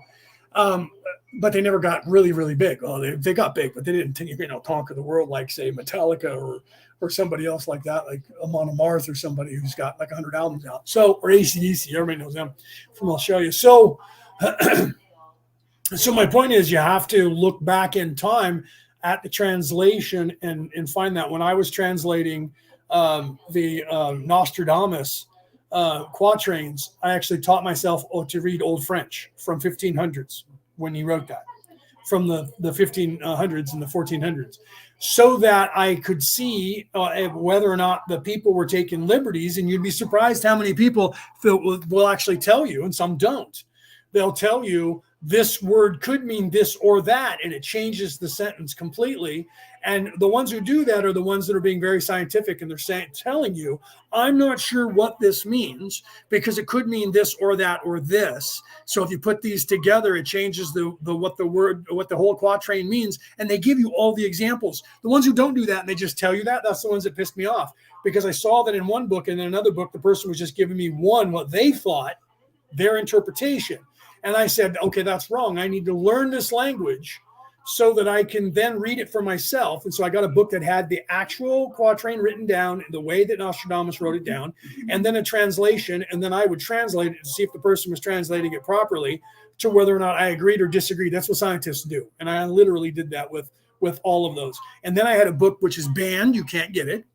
I can't get it now. So some people say that I made it up, but I did not. I have a witness, a buddy of mine who actually bought the book, that was the actual translations of Nostradamus, 100%. Okay. And everything that I read in that book has come to pass, not, hit and miss, and it doesn't come to pass until you think it does. And then you're kind of saying, 9/11 was in there. 9/11 was talked about to the day, to the minute, to the hour, everything was in there. And the book, I lent it to somebody and they never returned it and never got it back, and it disappeared into the ether. And you cannot find that anywhere on any search engine in the United States of America to buy. Cannot. But it was in a magazine for sale and came wrapped in a paper bag, literally paper bag material, wrapped up in that, mailed to my buddy. He read it and said, oh my God, you got to read this. I read it and was like, oh my God. I gave it to another buddy of mine. And good thing I have a good memory, because then he gave it to somebody, it disappeared, and we never got it back. And I never could find one again. And I was 16 years old when I read it, and I'm 55 now. But because I have a photographic memory, I still remember it. I have total recall, not photographic. But I still remember the book and everything that happened in it. And we've literally been checking the list off ever since. Okay. So And it's crazy. And then I've read other things that have coincided with that and prophecy, and I'm not going to get involved in all that right now. Right. So I actually did an entire show telling you about the prophecy, and I started with that back then and came all the way forward to 2 years ago. So if you go back in my archives of my show, if you're on the MP3 file on Podbean, it's up. It's not on Google anymore because they platform me. It might be on Orion Rising, but I didn't look for it when I was there because that actually goes back to the beginning of my podcast. So it might be on Orion Rising, the page, not the Orion Rising, the group. Those are both mine, but I go live more on the page than I do the group. Okay. Because the group is just there for everybody to post.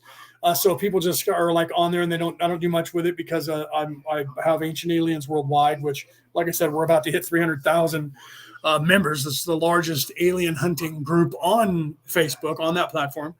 There are other UFO groups that are still not that big, not as big as that group. And we created that in 2012 as a think tank, and then went global and then allowed everybody, opened it up for the world. And it's literally grown just in the past 7 years, 5 to 7 years. We went from 50,000 to almost 300,000 people because we're like telling the whole world. We've got a really good staff of people. Mandy Wilson is running that entire thing and has now for years. When she got there, we had like 86,000 members, and now we almost have 300,000. Okay. So if you're interested in aliens and learning about that, there's the place to go because it's all in our archives. We have photos, we have pictures, we have everything. The television show Ancient Aliens has spent the last 5 years taking the conversations. This is not a joke. The conversations that we had, because everybody from the show is on there. And I actually heard from, I talked to the guys we just had live on there, Jim Peniston and Gary Osborne, who Jim Peniston, if you don't know, or if you do know anything about aliens, he was the airman, the United States airman that was based in Rendlesham Forest in England, which is their Roswell. And he's the airman that walked up to the spaceship and touched it. And everything that happened there, he told the whole story. And he and Gary Osborne wrote the book, The Rendlesham Enigma, which came out about 20 years ago. And we actually had them on for the first time together live on Ancient Aliens Worldwide 2 weeks ago tomorrow. We actually had them on live. We had both of them on individually in the last 3 years. We had Jim Peniston 2 years ago. And then last year we had Gary Osborne on twice. Live, and those are all on Ancient Aliens Worldwide. You can go listen to them there. And I do have the interview that we did on my podcast, so on Podbean and everywhere else on the world that you listen to podcasts on Orion Rising. It says Ancient Aliens Worldwide, and then it's them talking about that. And Jim said to me that there were exactly what I was just talking about, and the changes that were made, and what the CIA actually knows and doesn't know. We talked about, we did that off air. Same with Gary about what's going on with the rollout of the alien agenda, which now is getting harder for them to hide since they shot down that Chinese weather balloon thing. That's not a weather balloon, it was a spy thing, and then shot down 4 between the United States and Canada. They haven't actually come out and actually admitted that they were balloon something, just that they were craft, and everybody's assuming they were other balloon somethings that were shot down. But I have not heard any official reports from anybody in the governments that actually said, yeah, they were more balloons like the first one. So we don't know, but we don't know what country they came from. I have heard they were unidentified, or UAPs that were shot down, not that they were floating tethered to a balloon like the Chinese one. That is, the news agencies are rolling that out and saying that. So I cannot confirm that they were other balloons, but it is possible. So, right, even Penny said, yeah, no word yet. So the news agencies are hip to say they were other balloons. And I've watched them ask actual people in the government, senators and congressmen and women, and I watched the pause when they said, were these balloons like the balloon from China? And they hummed and hawed and did not confirm nor deny that they were in fact balloons. They just let them believe that that's what they were. I've worked with governments before, and you learn to understand what people say and don't say, and how they say and don't say things in spycraft, if you actually want to learn what's really going on, because they will look at you and say one thing to your face and mean something completely different. Like when you say there was a UFO and they say that's not a UFO, because they know the designation of that craft. So to them, it is not an unidentified flying object. So they tell you that's not an unidentified flying object. It's just something you don't know about. And that's the truth of it. It is only unidentified to you. Right? And Peter says, and 2 weeks ago, and in Ancient Aliens, they mentioned something we mentioned. See, he said, started to let you know because I watched the episode Stairway. Okay, so again, Peter literally is telling you right now that something we talked about on this show, or he and I talked about, or we talked about in one of our chat groups that we have, that something we mentioned there, Ancient Aliens, in one of their new episodes came out with that information that we talked about. We know that, and while it was happening, because they're all in the group, and we know their producers are in there, and that was what Jim alluded to about the Ancient Aliens, which I got a little sidetracked there, that he said he knows for a fact that they monitor all of, like the government does, monitor all of these shows, and they get show ideas from the conversations that happen. He was part of that, where they were like, oh, that's a great idea. We need to do an episode of that. And they would go and get the transcript or recording and turn into a transcript of the conversation that was happening on, he said, on Ancient Aliens worldwide. He says, I was there. I know they did that. Talked to producers who told me they do that. So they get great ideas from us. And I had people in the group go, dude, we talked about this 8 months ago, and now it's an episode on their new season. And then all their shows, like 4 or 5 in a row, were conversations that came off our group. So it wasn't a coincidence. And we laughed about it. We don't care, because the truth is out there. We're trying to get the truth out there. So when we come up with these scenarios and talking about things, a lot of times it's research that these guys are doing. So then they take that same research and just turn it into an episode. Do they give us credit? No, because it's a public square, and everything that you post there belongs to Mark Zuckerberg, right? So that's part of when you say yes, that they own everything you post. And they just took the idea. It's like putting garbage out on your sidewalk at your house. Once it's on the curb, that you're giving it to the garbage people, it's actually public. So you can go and look through people's garbage, and they can yell at you, get out of here, and call the cops. The truth is, once they put it out on the street, it's no longer their property. They're putting them in the public for the company, and the company doesn't own the garbage. It's public. So they don't take ownership of it, and you have to have permission from but if they take ownership of it, then you have to have permission from them to go through it. You have to be law enforcement once they get a hold of it and put it on their truck. I know that for a fact, because when I was working as a maintenance guy, we found counterfeit money in the garbage, and it was only after the guy dumped the container into his garbage truck, and some of it blew around, and I picked it up, and so did he, and we were like, oh my God, we got to call somebody. And the U.S. Treasury Department and the FBI showed up and locked the street down, and we couldn't leave, and we were stuck there all day. Not a joke. And they literally took and escorted the guy with his truck back to his home base with the big dump truck that they dump the garbage into, with the big machine that dumps it in there, and dumped it all out to sift through it. So they literally locked us down, and I was stuck there because they needed to make sure I wasn't the guy who was counterfeiting. Not a joke. My boss came over, and he got stuck there too, and so he had to call his wife and had her go get us lunch. Luckily, we had a bathroom close by, and they were escorting us back and forth to the bathroom, but they had to search us. Not a joke, because they wanted to make sure we weren't the bad guys. But then I never heard anything from them. But I know that it was somebody who just had moved out, so I'm sure they got the guy. He was manufacturing money really well too, with a new style printer. It was printing off American money. So it was actually not counterfeit. So, but it wasn't, but it was just printed, but it was well done. The only reason that I actually knew that it was counterfeit was because I worked in retail for 12 years prior to that. I picked it up and went, this is counterfeit. And the guy looked at it and said, I think you're right. And then we both looked at each other and said, we need to call somebody. And we did, and wished that we hadn't. I mean, we got the day for free to sit around and do nothing, got paid for it, but it still sucked. Have you ever sat around with the freaking FBI and U.S. Treasury Department up your butt the whole day long, asking you questions and looking at you like you're a bad guy? If you have, you know what I'm talking about. If you haven't, or if you've ever been in the U.S. military and had them pissed at you and you're in a tribunal, you get it. Right? Okay, Peter said we talked about that in the first group that Jacqueline set up. Now I know what you're talking about. Okay, and they stole their idea and had it on the show, right? So we know that they monitor that stuff. They get people embedded in the groups, and then they go, "Ooh, that's a great idea. That's a great. Let's do a show on that." And then they change a couple of things, or not. I mean, literally, History Channel did "Who Watches the Watchers." That's a paper I wrote. I wrote that paper from a college midterm in government class. Literally, my teacher loved it. I got a B- because he graded on a bell curve, and I wasn't the top dog, so I didn't get the A+. He graded on bell curve, so I ended up with a B-. But they literally they didn't even change the name of it.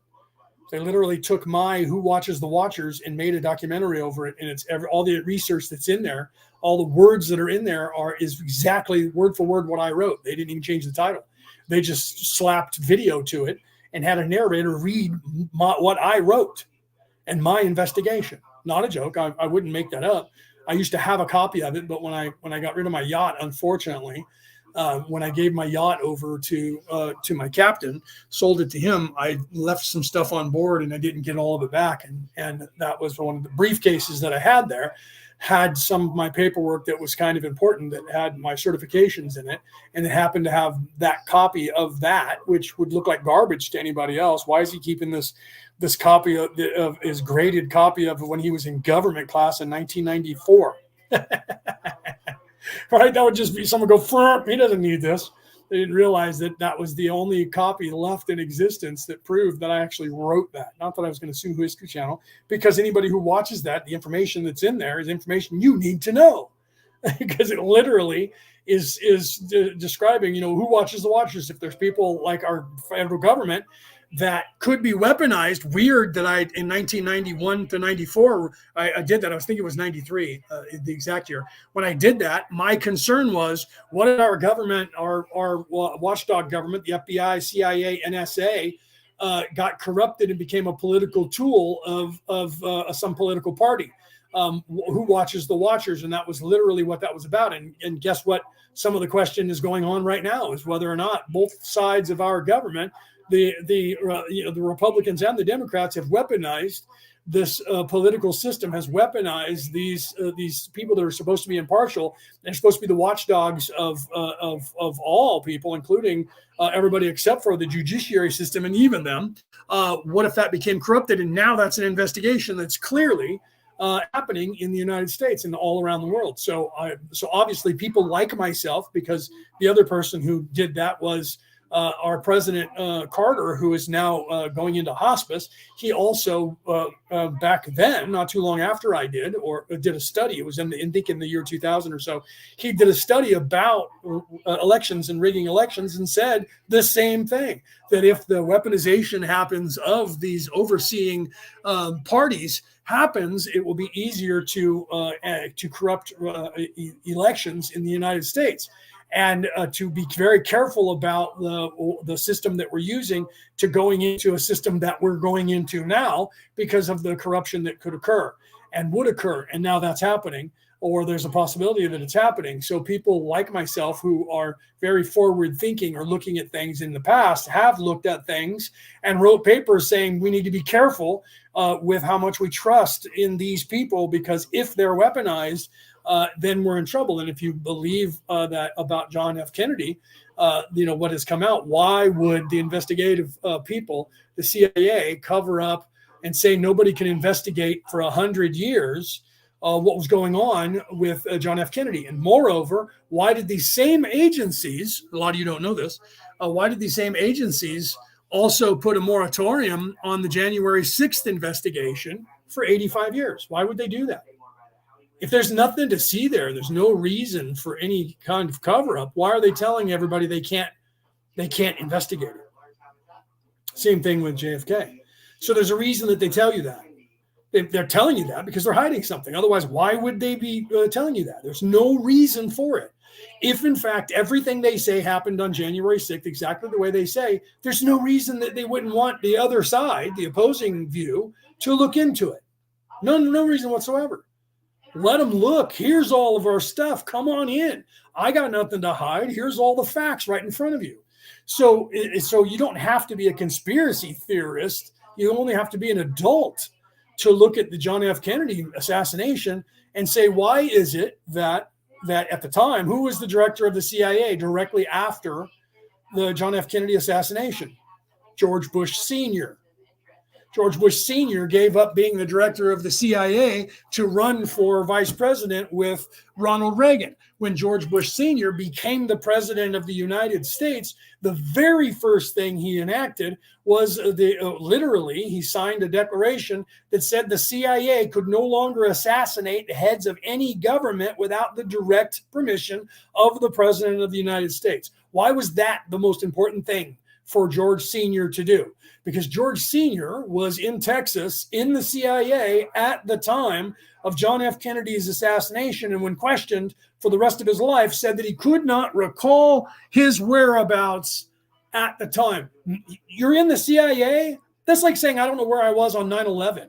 You're in the CIA and you're in Dallas, Texas at the time, or at least Texas, and the president of the United States is assassinated, the first one to be assassinated since the 16th president of the United States. There was attempted assassinations after that.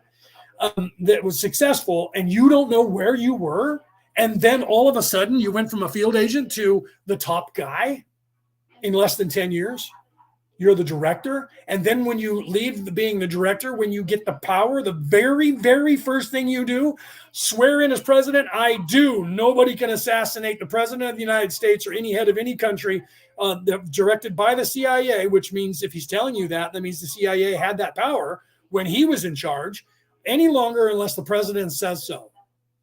That's what that tells you. The reason I'm telling you all of this, okay, and I heard some of you will probably change the channel and said he's talking politics. What the fuck does that have to do with spirituality and the law of one? Everything. Politics, that power, control, money, all of that which in the the Jedi way is the dark side. That is the religion of narcissism, the religion of nefariousness, the religion of evil. That is their religion. Power, money, control, all of that is their religion. It is their way, their modus operandi, their MO. Okay. So if you can, and here's a quote from Frank Herbert's Dune. If you can control a thing, you can destroy a thing, or the other way around. If you can destroy a thing, you control a thing. Do you see? To control something, you have to be able to destroy it. To destroy something, you have to be able to control it to do so. And that is their religion, to control. Mass control of population. They want power, they want control, and they want consolidation of everything into their control. Education, religion, your job, everything. Governments, militaries, everything is consolidated by those people. Yes, I love that, Rick. Rick says, shoot the arrow of consciousness through their heart. Agreed. Agreed. Well, that's what we're doing. That's what we are doing. Okay. Right? Peter said JFK descendant of the demons who chose him. Well, that's in a sense, yes. Everyone says they're American royalty, the Kennedys. Well, they were cabal, of course. Yes, that family was one of the families that is the controlling families, just like Red Shield. Right? It changed their name to Red Shield. Oh, I'm sorry. Let's say it with the German words. Rothschild. So you know that family, right? That was they were Habsburgs and Hohenzollerns before they changed their name. After World War I, they were kind of outed with those two names because the one cousin tried to assassinate the other cousin and started that war. The entire war was control over the world and which part of the family was going to control the world. You can look that up. And then they changed their name and moved to America where the new power base was. And they called themselves Rothschild. Half of the family left to come undercover to the United States and became oil barons and railroad barons here in the United States, sort of like Firestone and Ford. Ford and Firestone came over here and started companies. And then Ford's daughter married Firestone's son. And that's why you have the Firestone tires on all the Fords all the way down to now. Because it was keeping it in the family. Not a joke. You can look that up. So these are the things that go on behind the scenes by those people that are in control. That is all of their power is all set up, consolidated from the knowledge that Raw is just talking about. Right, bought all the war bonds. Yeah, that'll right, and they did that. They bought all the war bonds, and that's how money goes here in the United States. That's the fake money. I wrote a book about that, as a matter of fact, called "How to Get Out of Debt: Surviving in the 21st Century." And in there, I explained to you how the global banking systems work, and how they just make up money, and the war bonds, like you were talking about, just funds their war machine, and they buy up all the bonds and they own it, and they just sell them like stock market, and they get the money back. So that's the truth. When you buy a war bond, this is what Rick is referring to. When you buy a war bond, the United States needs money because they want to go to war. That's why they're called war bonds. So they sell it to you and tell you they'll buy it back from you at double the price or triple the price. So you buy the war bonds. You're basically loaning the money to the American people and to the American people, and the money that they're going to give you back comes from the peasants, the actual citizens. So we have to pay for the war bonds to the people who gave the money up front for the war machine to work. The same thing works with the Fed. And what the Fed does is the American government says, we want to borrow money from the American people because we need $1 billion for our to run the government. So they write a check, a bond check they write a check to the Fed that has no money, and the Fed then issues bonds. Just like they're saying, these are not war bonds, but they exactly work the same way. And they sell the bonds to banks and other people, and we'll pay you these back when they come to fruition in 5 years, 10 years, 20 years, and it'll be triple or quadruple what you paid for them. And all you have to do is just pay us the money up front. And guess who has to pay for that? The American citizens have to pay taxes to pay for those bonds. It's the same thing with just creating money. We also have to pay back the money. So when they create money, it's being borrowed from the Americans' pockets. So for every dollar they create, we owe $2. $1 that they had to spend, and another dollar that it took to create that dollar to spend. Okay, and so then they give it to banks, and the banks do the same thing and loan it out and make more money off of it. Credit card companies buy the bonds against that, and then they loan the money to you as a credit, and you pay it back, and they invent money and make money off of you. That's how the system works. Okay, so buying the war bonds, you get the money back later on, but you have to wait a long time to cash them in. But for companies, corporations, and rich people, they didn't have to wait 20 years or 50 years to be able to cash them in. The ones that you and I buy take that long because they hope you die before you get to cash them in, and you couldn't pass them on to your children. Then they started doing that because people weren't keeping them, and they would pass them on to their children. But then they were hoping that people would forget about it and not, in fact, cash them in. And then what they started doing was the same thing they did with the money that if you didn't get it back from the federal government because of your taxes, they would keep it. And then they passed a law that said if you don't cash in, that we owe you money in 5 years, and they've now got it down to 2 or 3, that we get to keep your money. So they hope you forget about it and don't cash in the money that they owe you back on your taxes. So then they get to keep it. And they can just put it in their pocket and spend it. This is all true. And why do you think it's that? Well, it is because they're making more money, right? Rick says, Rick knows. He says, look up how Rothschild started, right? They had a spy who knows the war and lied, so they bought all the bonds, right? Yes.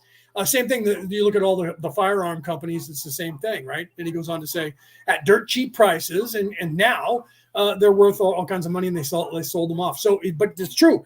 So they knew, they're the ones who started the war, or they knew about it. And the same thing with the firearms companies. They make a killing.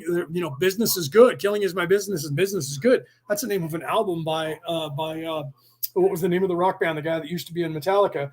When they first started their first album, and by the time they got to New York, they fired him. I can't think of his name right now. I can see his face. He started his own band, and that was one of his albums that he came out with. Killing is my business, and business is good. So yes. So look up how Rothschild got started and where they got their money. Same thing with they were selling oil, or they were buying up all the oil. And then they got into the railroads. But the railroads needed to move all the merchandise that they had across the United States. So they bought the railroads as well under a different cousin. And they owned the railways, and then they owned all the oil companies. And then that's why they shipped everything on the railroad. So it was their own people making money. Firearm companies did the same thing. And they were selling weapons to everybody. That's why they showed that in Star Wars, in the one movie where they went to that city, that what's his name, Benicio del Toro played the stuttering guy who turned them in and said, look, you blow them up, they blow you up today, you blow them up next time, it's just business. And literally she said, look at all these people, to Finn, how do you think they all have this money? War, selling weapons of war and spaceships to the stormtroopers. So it's good business, and they're all filthy rich because of it. So these people that think they own the planet, no. James Hetfield's still in the band, Pamela. It was I can't think of his name, but he was in Metallica, and he was the other guitarist. And James Hetfield, before they got Kurt Hammett, they got hired Kurt Hammett from Vallejo. He was in that band in Vallejo. And they hired him after they fired this guy. I can't think of his name. He's got red hair, wears glasses now. God, I can't think of his name. I can't believe I can't think of his name. He'd kill me. Hetfield would laugh. He knows me too. And so he would laugh and go, you forgot his name. And I can't think of his name. But he had started his own band. Dave Mustaine. Thank you, Rick. Dave Mustaine had his own band, Megadeth. Thank you, Denise. Megadeth was the band. And one of their first albums was "Killing Is My Business" and "Business Is Good," back in the 80s or 90s at the time, I think it was. No, it was late 80s. Dave Mustaine, the great, very brilliant man. Once he got himself off of alcohol, that was his problem. That he was a severe alcoholic, and he drank way too much. And they were like, "We need to get a new guitarist." So they fired him, got Kurt Hammett, and the rest of it's history. And then so he's got his own band, but that was one of his songs. One of his songs, "Killing Is My Business is Good," the name of the album. Okay, so all of this was done by nefariousness, going all the way back. Karen, welcome. Going all the way back, right? Yes, Karen says, seems like everyone is a Rothschild. Obama, Trump, they're related. And Trump is related to Hillary Clinton, Hillary Rodham, which was what her family name was, her maiden name. Hillary is married to Donald Trump's uncle, the same guy who went into Nikola Tesla's, when he worked for the FBI, went in and raided Nikola Tesla's stuff and confiscated everything for the U.S. government. That uncle. Yes, so they're related, they're cousins. So even though Trump and Clinton, Hillary were hating each other in the election of 2016, they're literally second cousins. Okay, right? The 13 families. Yes, Rick, absolutely. I like Rick. Rick, you need to be here more often because you can back up some of the stuff I say, like Peter does and like Karen does. You can pop in and go yes, and then you throw out some more information. It also keeps the conversation running, right? So the 13 families that they believe they own the planet. And if you look at what was that? I always say Mercury Rising. It's wrong. It was that Mila Kunis was the star of the movie with what's his name, Channing Tatum, or Tatum Channing, whatever his name is. I always get that backwards. It was Jupiter Rising, I think was the name of it. Don't quote me, but it was her name. So, but it was also very ambiguous to the planet. And the whole theory behind that was adrenochrome, and that the Earth was owned by royalty, and that everybody else was just here for the harvest of adrenochrome. And in a sense, that's a little bit more true to galactic reality than people realized when they made that movie. It sounds very scientific or very sci-fi-ish, but it's a little bit more close to Jupiter Rising. Yes. A little bit closer to reality in the whole theory of what is really true currency in the universe, because it's not gold. Like they said, the Anunnaki was here because we needed gold and it was precious. Weird that there's so much gold on this planet that it literally is like diamonds. It's in every street corner, in every shop, in every place they sell alcohol, because they have Goldschlager everywhere where there's bits of gold in it.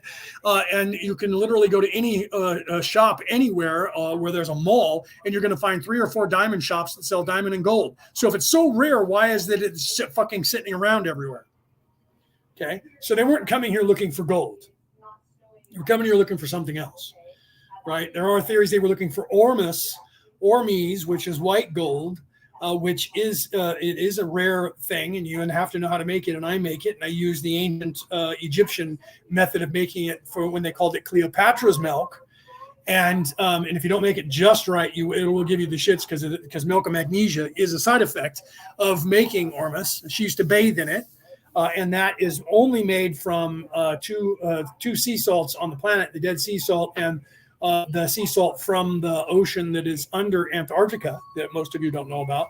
There's a whole ocean there that's actually not frozen, that's under the ice that they have found, and the sea salt that is packed into the ice around that's hiding that from the rest of the world that contained it is the purest, and the seawater that's in there does not have any pollution in it because it's not exposed to the air that all the shit we're pumping into the air. So the Dead Sea salt and that sea water is the only pure sea salt or salt that you can make ormies out of that makes it properly. You can't even make it out of Himalayan pink salt. You can add those chemicals into it, but Himalayan salt by itself does not make ormus. You can add the good properties of the Himalayan salt to your ormus when making it, and it'll give you all kinds of good benefits, but it won't make it by itself. Okay, so Dead Sea and that ocean from under Antarctica are the only two waters that are pure enough, or salts that are pure enough to reconstitute into seawater. Okay. So we believe that's what they were here mining. It was not gold itself. It was white gold, and not what the white gold that is the metal. It was ormus. But gold and diamonds are not rare.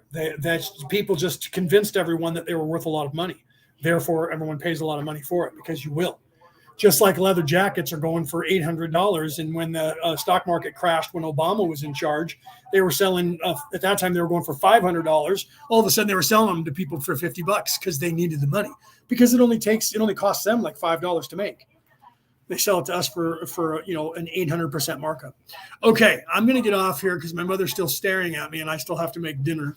And it is getting dark outside, so I'm going to have to go. But we will pick up at the last bit of session 14, the last few questions, and then go into session 15 next week.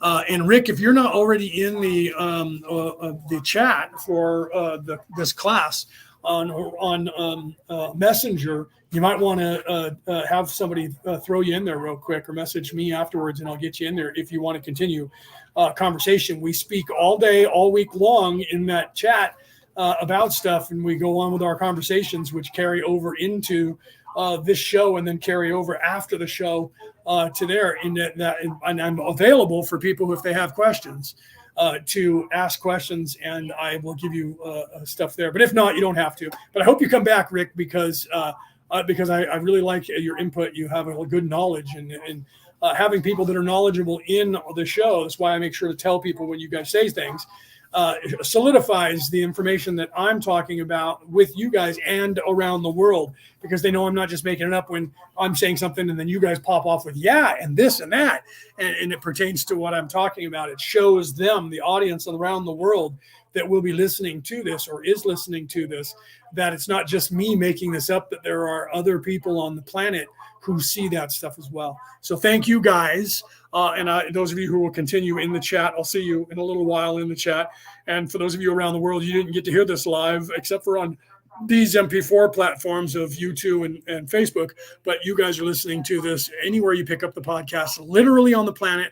And if I'm not there and you find me somewhere and you want to listen to me on your phone or your device, look me up on all of your favorite places. And if I'm not on that, go to podbean.com, look up Orion Rising, or www.Orion Rising, all one word, OrionRising.Podbean, P-O-D-E as in David, B-E-A-N, podbean.com/.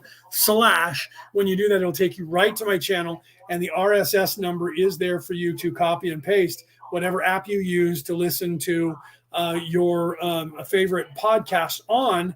They have a place where you can do that because they don't want you leaving their app to go to another someone else's property that publishes my show. So they will take my show, and every time I post, it'll automatically be fed to your favorite app that you listen to me on, and you can then listen to me there and not have to download another app. But I am on Twitter, I am on Instagram, I am on YouTube, I'm on Facebook, I'm on iHeartRadio, I'm on iTunes, I'm on everything you can imagine. I'm on it. There's places that I've never even heard of that people listen to my podcast. Like I said, over 70 countries on the planet listen to this.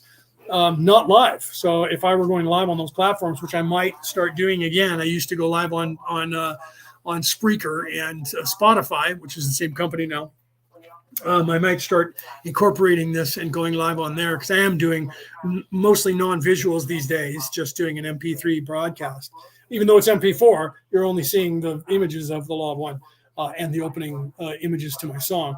So I've already started to transition, and I keep getting deplatformed off these platforms. They're dying as it is. Meta is going under, and so is Google. So everybody's moving off these platforms. Eventually, I'll be doing that too and going live somewhere else. Right. All right, guys. Have a great night. I love you guys. Share this out, share this out, share this out. I'll see you guys next Friday for more of the Law of One. But it's not just the Law of One. Know that if you've gotten this far, you know that I don't just talk about only the Law of One, but everything pertains to that, because Ra was warning us about everything that I just talked about. So if you think that politics and religion are two separate things, they are, only in that religion and your idea is Christianity or something that is a positive spin on spirituality. Know that the opposite negative spin on that same spirituality is in fact politics. Okay. That entire species of control and all of that is the dark side of the Force, because I am a Jedi Knight. I do have that title as well, because it is a real religion in some places on this planet. They just don't acknowledge that in this country or in the UK right now. Although the people in the UK are trying to get it as a religion, they refuse. Why? Because it's teaching the Eastern philosophical thought and the thought that you are more than just a slave. And they can't have that. That's why they killed Jesus. That's why they tried to kill Muhammad. That's why they killed Mahatma Gandhi. That's why they killed Martin Luther King Jr. That's why they killed everybody who speaks. Everybody who speaks, including Malcolm X. They were all assassinated. Stephen Biko. When a leader speaks to tell you to stand up and be free on this planet, they murder you for it until they can't. And that's where we are now. Have a great night. I love you guys. I'll see you next week.